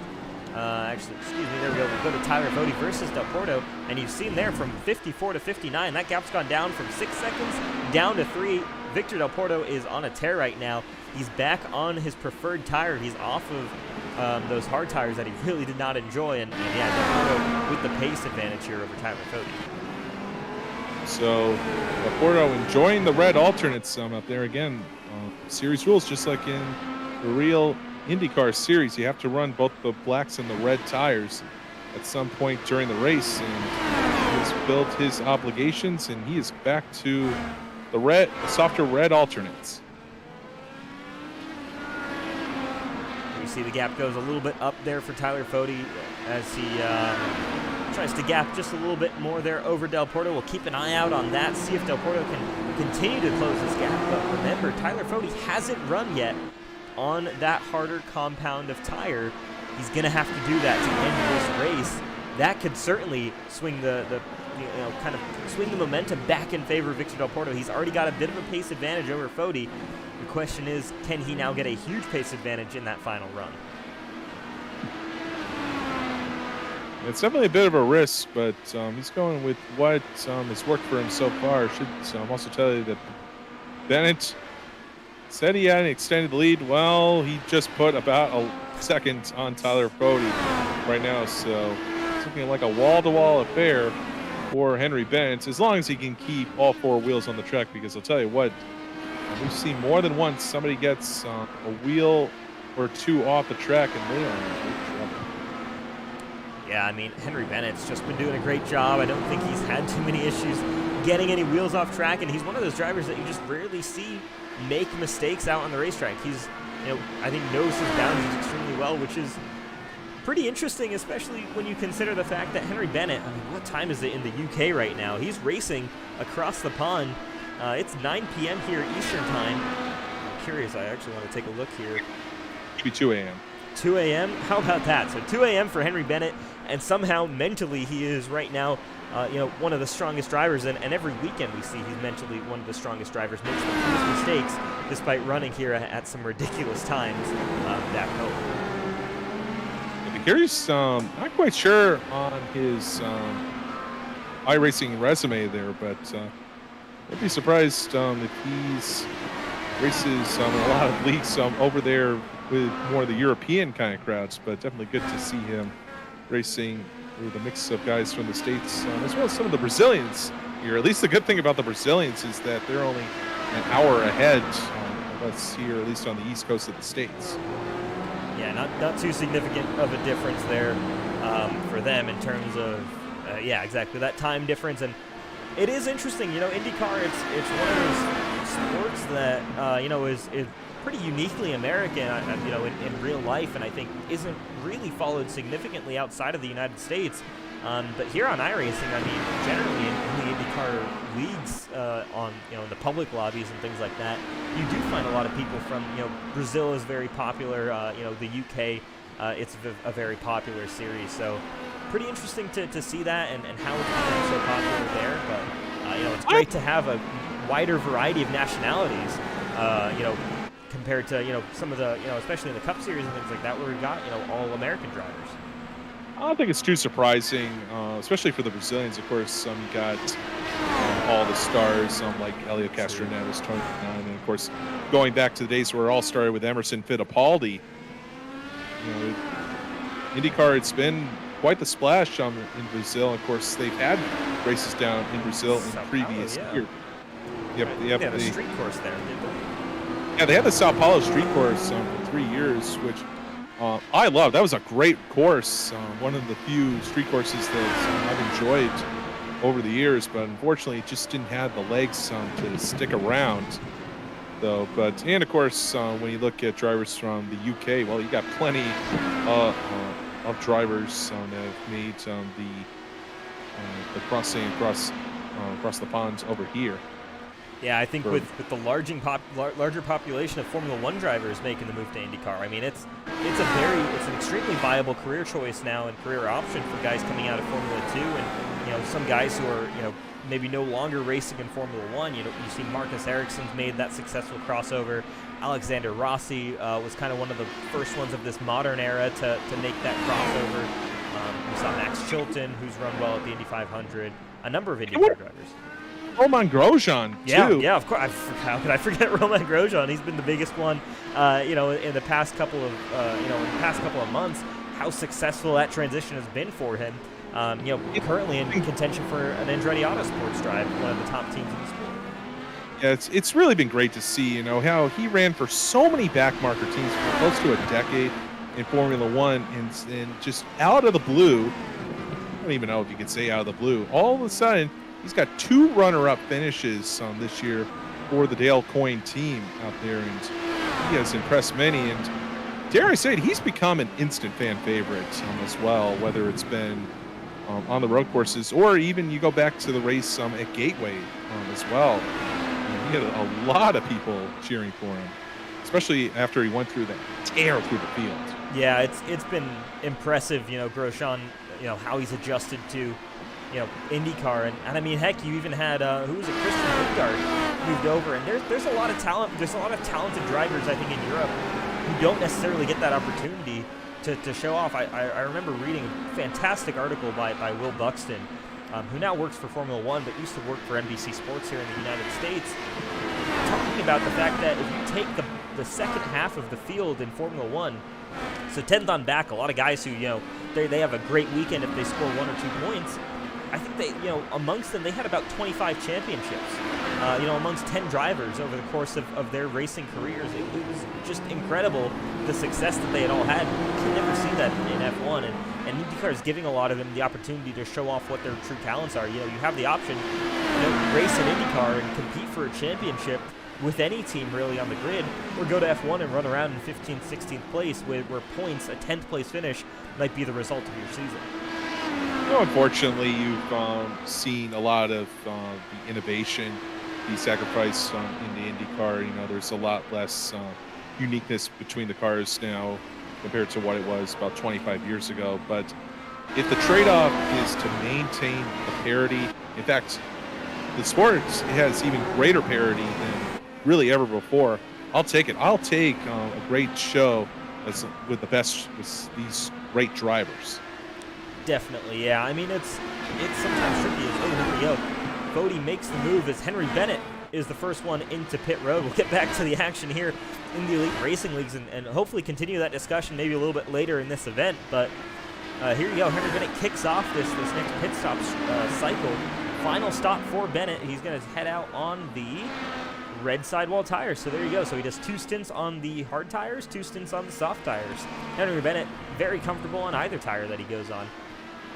Yep, but I think this is going to be a little bit of a longer run, though. So he's kind of played to the defensive measure here, coming to pit road just in case there's a yellow flag out there. So he doesn't want to get caught out there. So, but I think he's kind of setting the pace. I mean, why not, too, with the lead he's got out there. So his obligations on pit road are complete. Now he's just got to see if he can hold on with those red primary tires for the final 24 laps. But considering the gap he's got, I think he'll be in good shape. He's got to keep up. Yeah, 12 or so seconds, I think, when he headed into pit road. So no major concerns, I think, for Henry Bennett. Even if he loses, maybe 5 of those seconds, I don't think he's going to be under any sort of pressure if he needs to hold on to those tires. So Henry Bennett in total control here. The real battle that I'm curious about is Del Porto versus Fody. That gap's down to 1.5 seconds. Yeah, we were talking about how everybody kind of got spread out there, but it's going to be pretty interesting. Of course, this is the battle for the lead at the moment, but it should translate to the battle for second place once all the pit stops cycle through. But I don't know. I think these guys are going to be a little tempted to stay out on track here. Decided amongst themselves. Yeah, they should be able to hold on here for a few more laps. They came down pit road. Tyler Fody came down on lap 49. Del Porto came down on 52. So should be able to make it another 4 or 5 laps here in theory based on what we saw in that first run. But I guess it depends on what you're comfortable doing. For Fody, I'm sure he's going to run as late as he possibly can. I don't think he wants to spend much time at all on those primary tires just based off of what he saw from Del Porto. But here we go. Del Porto closing that gap continuously. This has been an impressive run here by Victor Del Porto, just continuing to run strong lap time after strong lap time here and close that gap down. It was, we saw it 15 laps ago, it was 6 seconds, then it was down to 3. It kind of stuck around at 3 briefly, and Tyler Fody now really losing pace, that gap down to almost under 1 second. So Del Porto keeping the pressure on here is kind of goes back to about a second or so. There he is, just at the back of the shot. Henry Bennett right now, perfectly happy running where he is on the racetrack. Again, if a caution flag does come out, he's not down a lap. So, unlike what you might see at ovals typically, where you run that risk of locking yourself a lap down here. You actually want to pit early if you're going to save yourself from a caution, because you'll be on that lead lap, and everybody else is locked out of pit road. You get that free pass beyond everybody, and you should be good to go there. So Henry Bennett, no concerns from his point of view. Just has to ride out the rest of this stint and let these guys do their fighting, and as everyone cycles through pit road, he'll be back in his pretty comfortable, worst case, I'd say probably 10-second lead. Yeah, it's not ideal, but he lost some time there. He'll have to grind a little bit harder to get that. It's a small gap for Henry Bennett's standard in terms of the lead at the end of the race. So he's got some work to do to get back up to his championship leading form, I'm sure. Yep, is gonna try to get a look at what we got coming up here on the Elite Mega 86 IndyCar Series. See if I can find the schedule here. Let's take a look, see if I can beat you to it. I think we got New Hampshire coming up not next weekend, but the weekend after that. My neck of the woods. Very nice to see. Of course, IndyCar, they made a triumphant return to New Hampshire about 10 years ago. Unfortunately, they didn't last very long.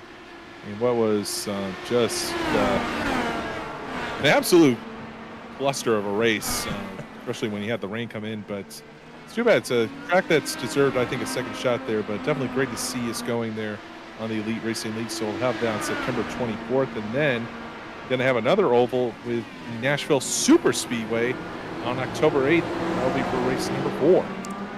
Yeah, that'll be an interesting one there. So IndyCar returns to Nashville, but not in the way they did in real life on the street course. It is on the Super Speedway.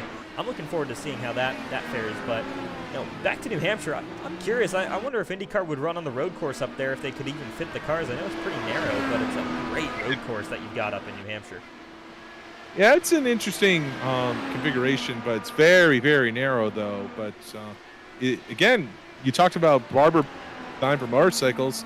That's what the road course in New Hampshire was primarily designed for. It was designed for motorcycle racing, of course.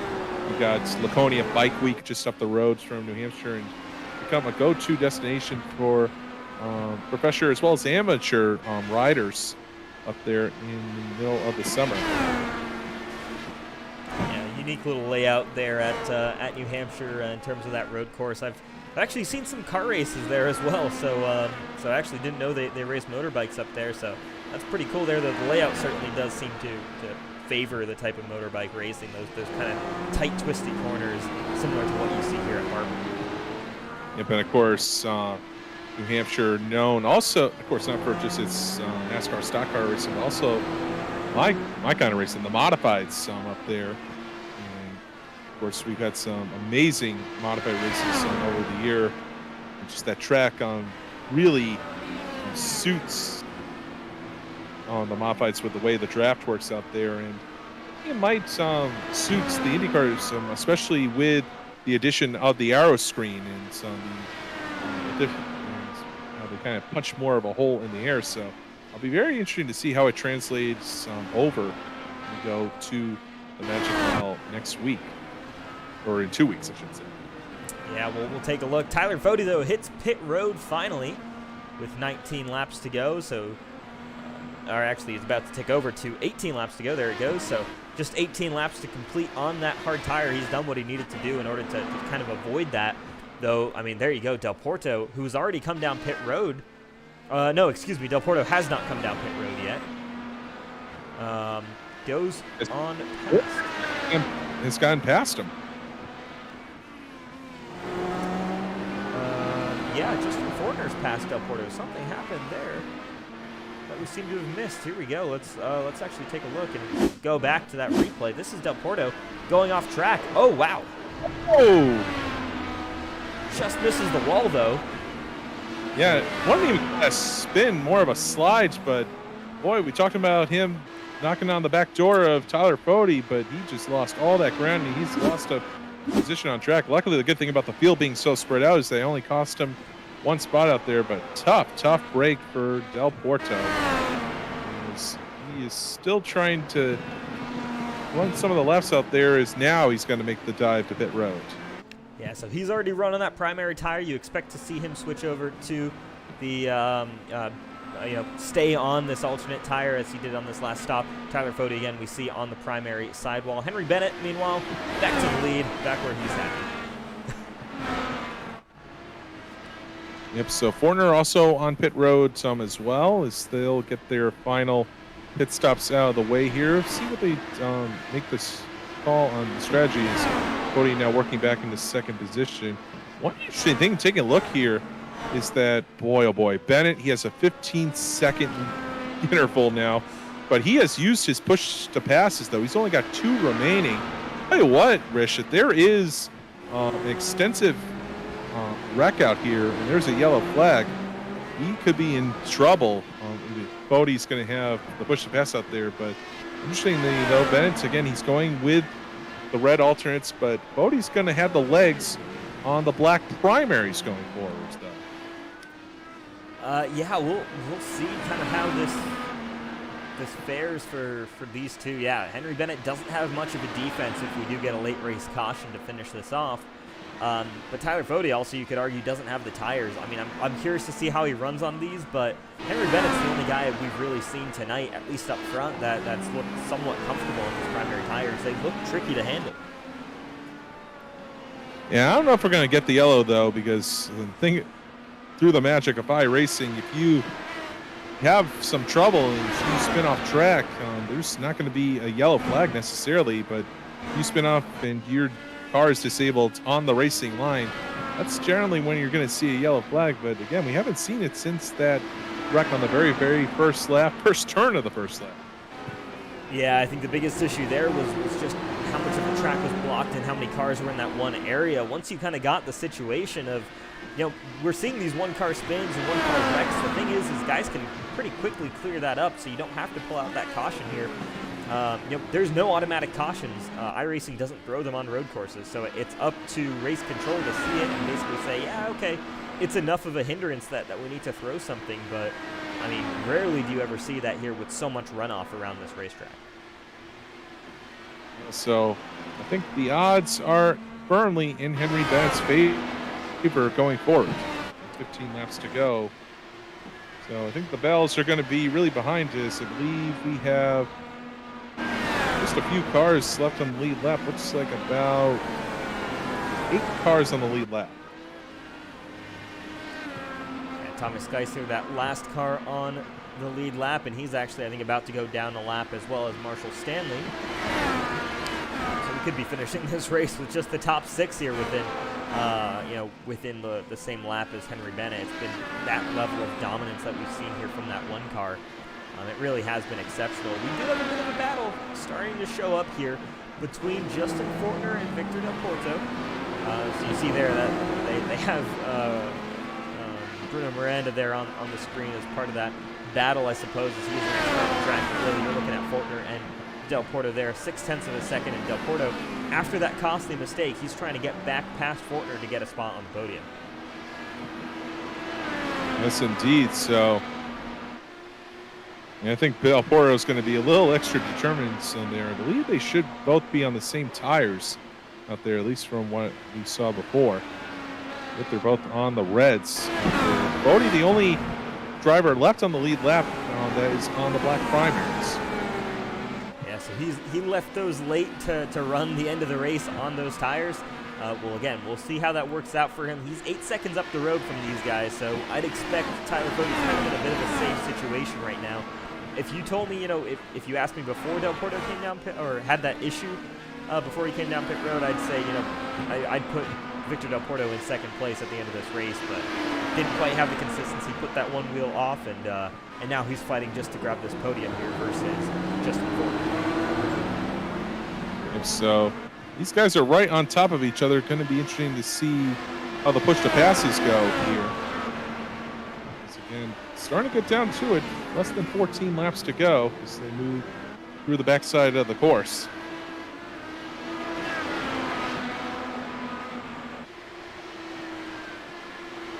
And no cars between them anymore. They got past that lap car. Justin Fortner has a couple of lap cars in front of him on the racetrack, so they'll have to be aware of that. But it's about to tick over. I believe we've already ticked over here to 13 laps to go. Del Porto maybe running out of laps here to get this move done. He's got to start closing in this gap just beyond the 7/10 that he's got right now.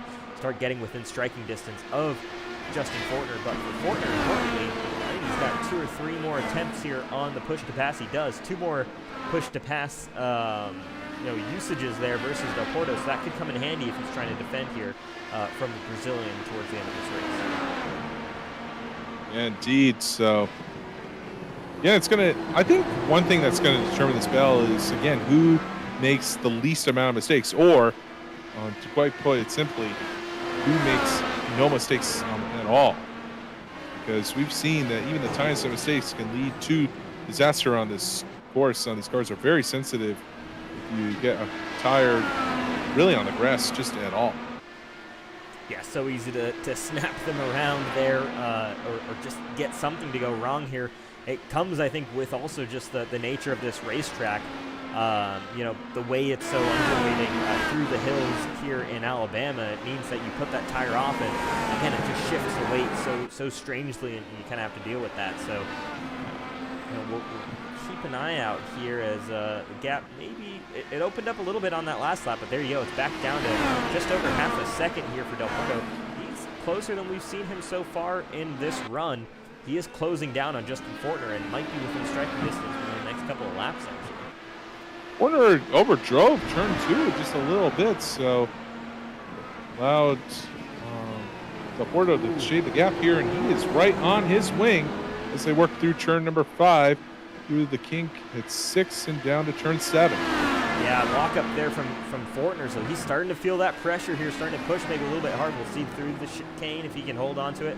No lockups there from Fortner, so he does a good job defending. But again, yeah, he's starting to feel the pressure here from Del Porto behind.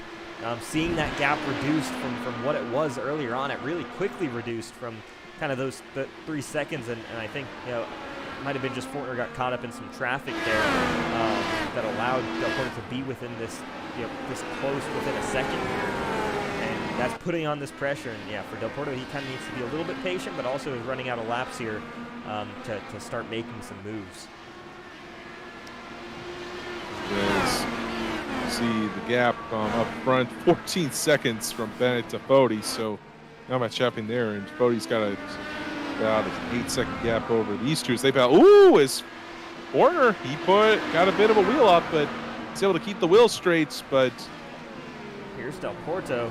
The battle is certainly on between these two. Del Porto, not sure if he went to the push to pass there. No, but Fortner did. Interesting. That might have been what got him offline. Sometimes more power, not necessarily an advantage out there. A little bit of a twitch from Del Porto that time as Fortner, he's on the push to pass now. So now these two are going to be even here as Fortner gets the good run through 9 and 10. And now through 11, 12, and 13. Yeah, so the advantage that Justin Fortner had in terms of defense is now gone in terms of the difference between push to pass, but I think that certainly served him a little bit well there in the places where he used it, just getting himself out of that striking distance for Del Porto. Del Porto doing whatever he can to chase down Justin Fortner here. This is a great battle we're seeing towards the end of this race. 10 laps to go in this one, and Del Porto, he made a couple of mistakes this race, kind of lost some track position. He wants to grab that podium, though, at the end here. He's absolutely hounding Justin Fortner. Yeah, I'd say Fortner is really got the edge, or I should say Del Porto has the edge really in the first sector of the course, those first 4 corners or so, right before you get into turn number 5. It'd be kind of interesting if IndyCar did sectors as well, just like Formula One out there. I think it's a little bit more handy when it comes to more generalizations of the track. Your request is my command here. Let's take a look there. You've got the sectors, and you can see those spots on the racetrack. It shows those 4 sectors, so a little bit confusing there as to why we're seeing that. Only 3 on the screen. But there are your different sector times, and that can kind of give you at least a bit of an indication on that last lap what that looked like, and you kind of nailed that there. Del Porto really strong sector 1, kind of loses some of that advantage in sectors 3 and 4. So interesting going with 4 sectors here. And Barber is, I guess they kind of use turn 5 as its own as we got the battle is brewing once again. Here we go, Del Porto trying to see if he can make a move, and let's get this great opportunity. We've got the nose cam, and let's take a look from Victor Del Porto's view what it looks like down through this chicane, and see as he chases down Justin Fortner. No lockup. Bit of a lockup from Fortner. Again, this is going to be the fight for the final spot on the podium as we have less than 9 laps to go here in the Tilson Grand Prix of Alabama. And we're going to run the rest of this lap here with Victor Del Porto, and I think you can go through the entire next lap here because this just gives you a great idea. We see it on the TV, just what it looks like, but this is what it's like chasing down a driver, and this is what the elevation change is like here at Barber. It really is significant. You're feeling it all the time. You're seeing it all the time and having to deal with just the way the car transfers its weight through every single corner. Every single moment, you're somehow changing your elevation. Here we go. Del Porto so strong in this first sector. He's trying to get there, but he makes a bit of it. He has a bit of a snap there through turn number 3. Yep. I said at the top of the broadcast, Barber is a track that it looks like it was just dropped into the middle of a golf course. It really, again, just has that many twists and turns, and heck, it even still has all the bunkers still left over there. But it is just one heck of a course. Very technical, a great challenge for IndyCar drivers, whether it's here in the Elite Racing League or in the real world in the IndyCar Series. And back around this racetrack, what a great view here. I love this nose cam that they added here to IndyCars. It gives you such a fantastic view, so close to the ground here, of what these drivers are dealing with. Victor Del Porto, meanwhile, has been losing time kind of to Justin Fortner these past couple of laps. And you see there, it kind of extending, there's Fortner versus Del Porto. It's not really, shrinking the way Del Porto would have liked, and then you see it extends just a little bit with that mistake, that bobble that Del Porto made.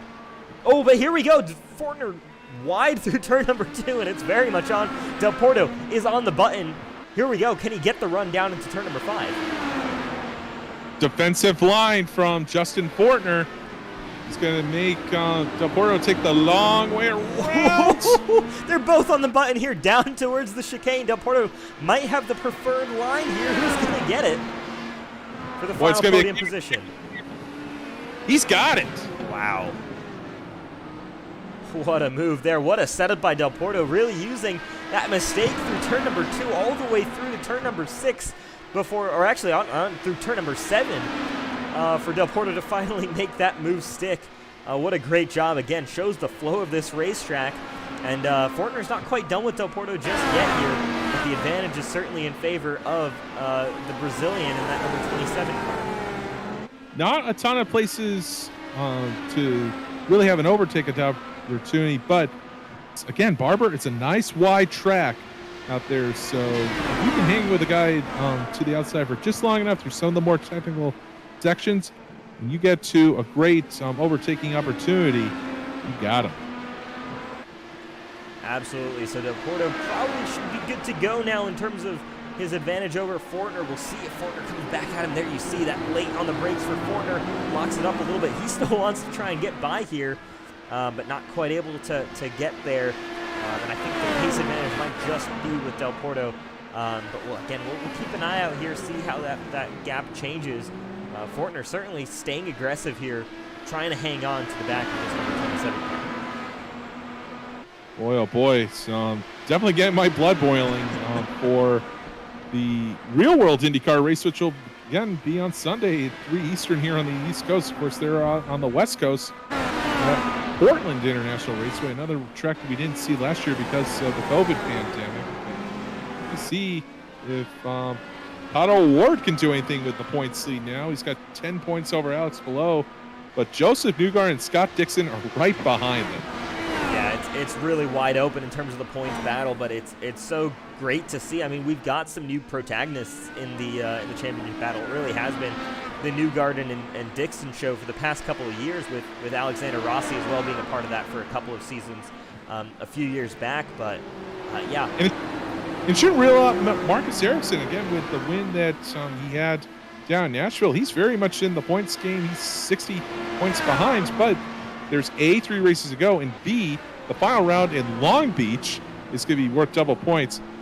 I do love that Long Beach is the season finale this year. I know that won't last, but I think they're gonna take it as a silver lining to some of the schedule alterations that we've had. Yeah, that's a great place to honestly end the season. Just the the special atmosphere of Long Beach, and yeah, it feels like it's been forever. I mean, it's been over a year and a half now. Since we were last at Long Beach? It was April 2019. So Wow. over 2 years since we've been to Long Beach. Yeah, but it's again, it was unfortunate to see it get moved off its original spot on the calendar, but it's going to be the season finale. Though, what a special place for a very special race in the hearts of IndyCar fans, though. But as for the situation here in the Elite Racing League right now, Henry Bennett, guess what? He stretched the gap once again. It's 18 seconds over Tyler Fode. It really is staggering just how strong Bennett is around this racetrack, around any racetrack in these cars. It's just incredible to watch. Can he go ahead and get 3 championships in a row? I mean, I know we're race 2 and we're so early talking about a championship. We haven't even gotten to the Indy 500, but if he's able to pull off the win here tonight, it'd be 2 race wins in the span of 2 races so far this season, and it puts him in great position to do so. We rarely see repeat winners, but when we do, it's normally Henry Bennett who gets that job done. Yep, and again, it's just we'll have to see how he does with his oval racing. Of course, short oval coming up with the Magic Mile New Hampshire Motor Speedway for a 225-lapper. In 2 weeks' time, that'll be round 3 on September 24th. Again, Nashville Super Speedway on October 8th. That'll be round 4. And then the midpoint of the season will end with Laguna Seca on October 22nd, which, of course, will be one of the real-world destinations. Again, that's coming up a week from Sunday on the IndyCar Series. So I think it'll be the IndyCar Series itself that'll get us fired up here for the Mega A6 Elite Racing League. Yeah, we've got a lot to look forward in this series. I mean, just all of the series that we've got here in the Elite Racing Leagues are really kicking off. We're seeing some great racing all throughout in the Cup Series, the Xfinity Series, the Truck Series, here in the IndyCar Series as well. I mean, 4 series that we're running over the course of each week, all taking place right here on the Elite Racing Network. So if you're not already subscribed, I mean, what are you doing? You've seen the race we've had here tonight. It's been exceptional to watch these guys get to grips with this undulating and extremely tricky track out here in Birmingham, Alabama, the Tilson Grand Prix of Alabama. I mean, absolutely get subscribed because there's more of this stuff to come. We've got the Indy 500 in the month of May coming up as well. It's going to be spectacular. Less than 2 laps to go from Henry Bennett, who's just been Superman so far to start this 2021B season here. Yeah. It's very impressive going from between 2 completely different tracks. First, Pocono Raceway, the tricky triangle, to, again, the twists and turns through Alabama at Barber Motorsports Park. Yeah, and it's one more corner here before we get that white flag, and here we go for Henry Bennett. I mean, what a race it's been. It's going to be the Whiskey Cast. Last call, last lap. Mark Gillespie is not here tonight, but definitely check out Whiskey Cast if you're any fan of whiskeys, bourbons, anything like that. I mean, just a great show, and of course, Mark Gillespie, fantastic co-host that we have here in the IndyCar Series, and of course, host of that podcast. So check out Whiskey Cast. Again, as we've got a lock up there right in front of Henry Bennett. That's the biggest thing that could mess him up potentially, is not him making a mistake, but someone in front of him making a mistake and him having nowhere to go. You know, I might have to crash some more of these broadcasts going forward. Hope you guys wouldn't mind having a 3-man booth a few times for at least when I don't have races in the real world. But it has been an exciting race nonetheless, despite the great domination that we have seen from the defending champion Henry Bennett. Yeah, I mean, he's been exceptional here tonight. I mean, what can you do if you're a competitor, right? I mean, it's just incredible. There's no stopping Henry Bennett because he's going to round the final corner.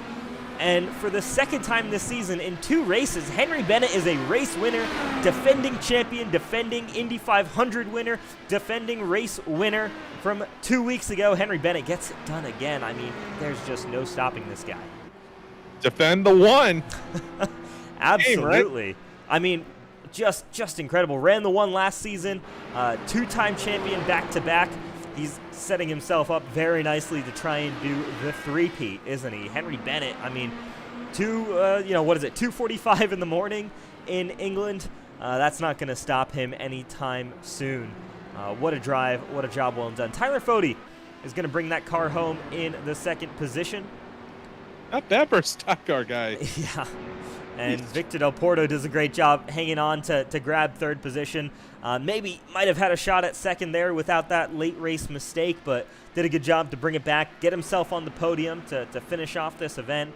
But man, oh man, Henry Bennett, you've got to, I mean, everybody else in the field has to kind of end today and sit back and say, man, what do we have to do to beat this guy? Man, tax. It's truly incredible. Again, it's I think the biggest thing we're going to have to watch going forward again is how does he respond to the variety of racetracks coming up. Again, we've seen him do well on a super speedway. We've seen him do well on a road course. Now, will he do well on, which at least in IndyCar terms is a short track coming up? Yeah, 1 mile flat track, basically a flat track at New Hampshire. Especially when these Indy cars, I think, are concerned. So, short track for Indy cars, but not so much. I've seen street stocks and mini stocks run up there, and it looks like they're running Talladega out there.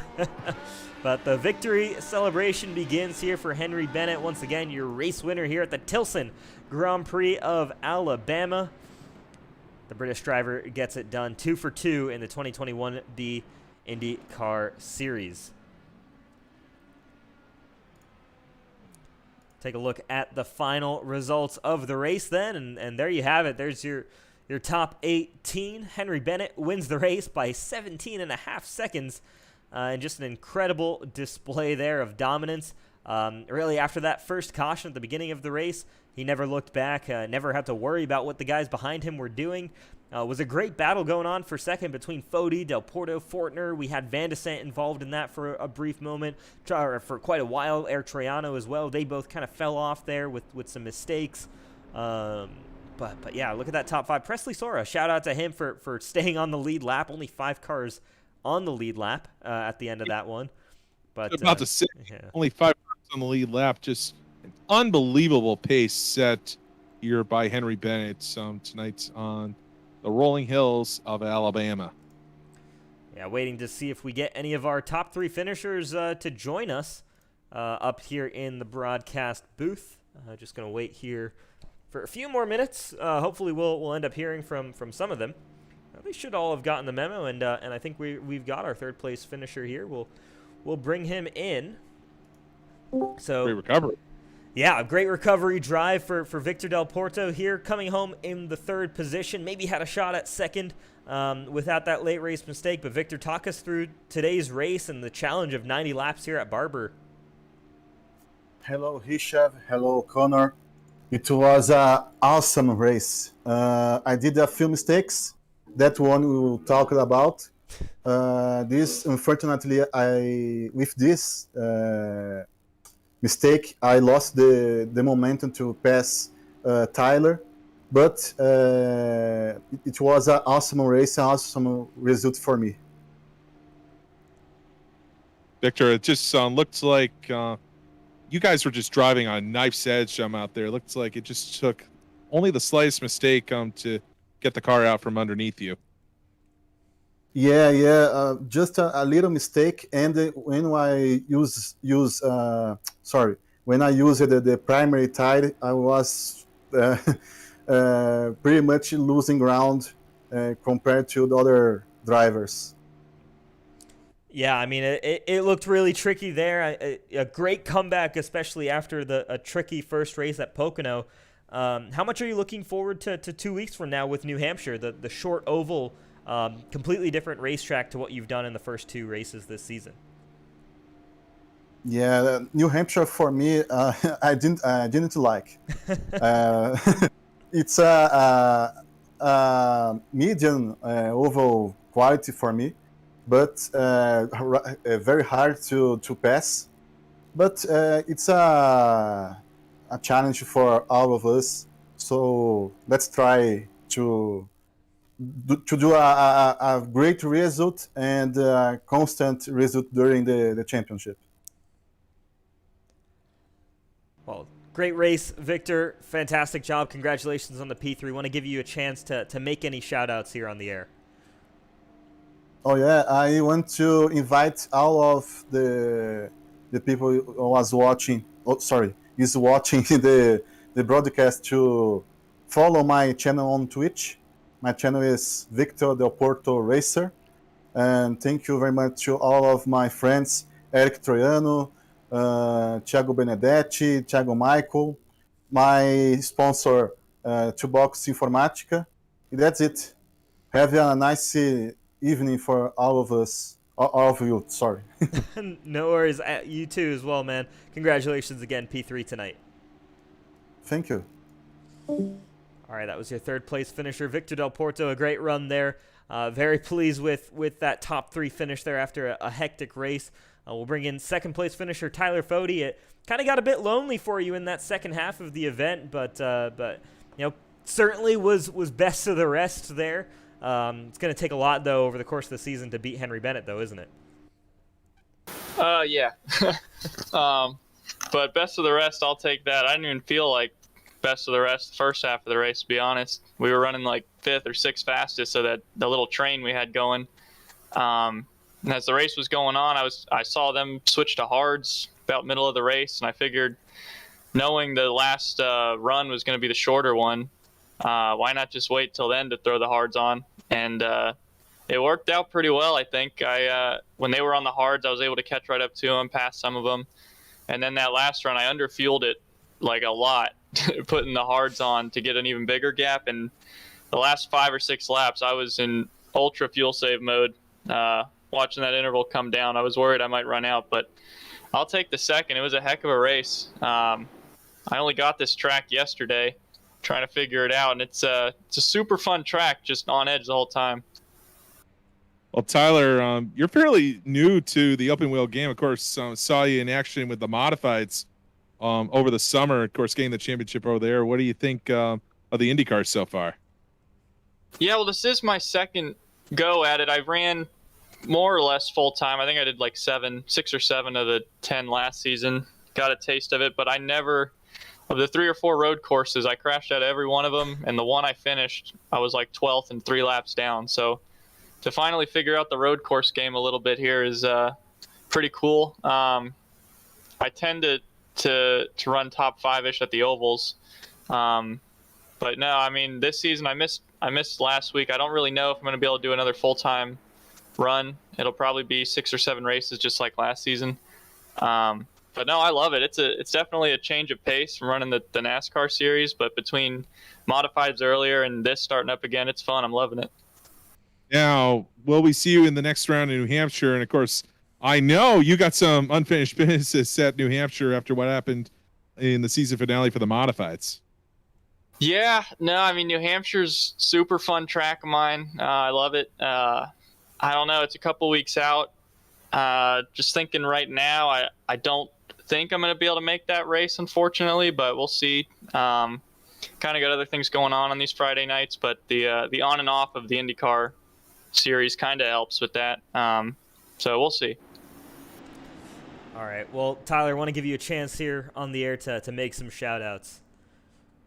Yeah, well, shout out to Days Gone By, coming back on board again. I'm liking the IndyCar the way it looks. We got like a tiger scheme going on almost. Shout out to you guys for hanging out here all night, commentating it. And yeah, shout out to Blue Egg too. Yeah, we'll look forward to getting back on the NASCAR circuit here this coming week.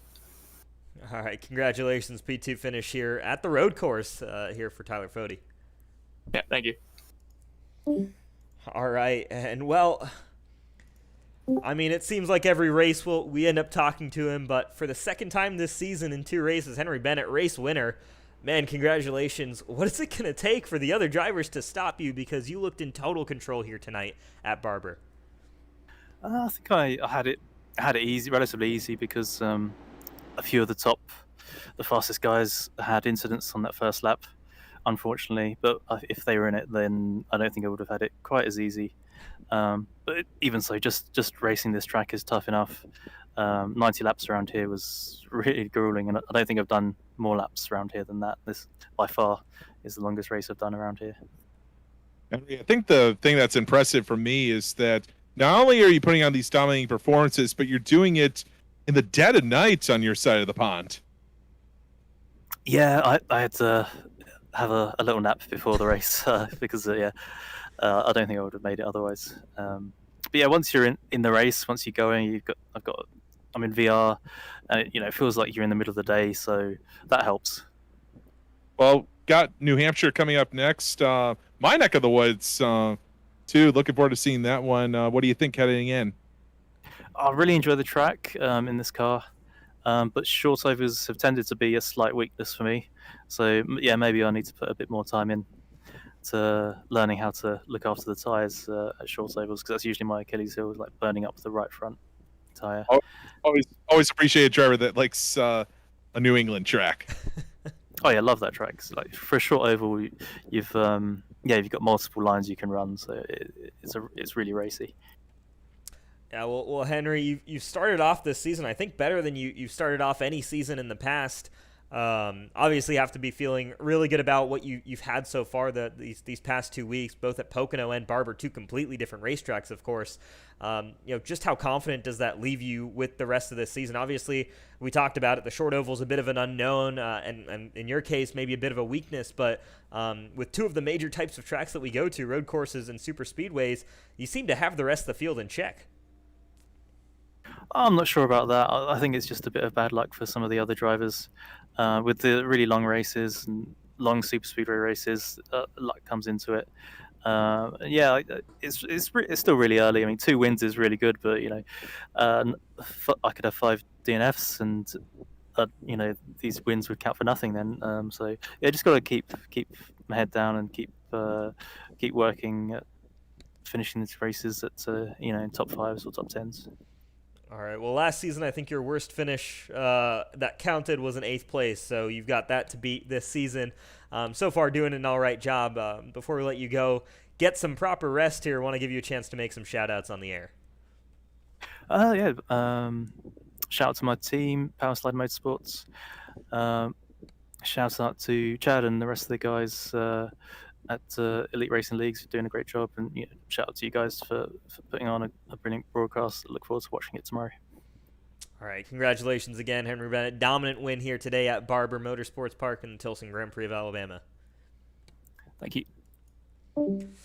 Wow, I mean, what a race we had here. Henry Bennett, what a show he put on for us, and what an impressive drive. And again, the battle for second was intriguing throughout. Connor, your first time here in the IndyCar booth, what'd you think?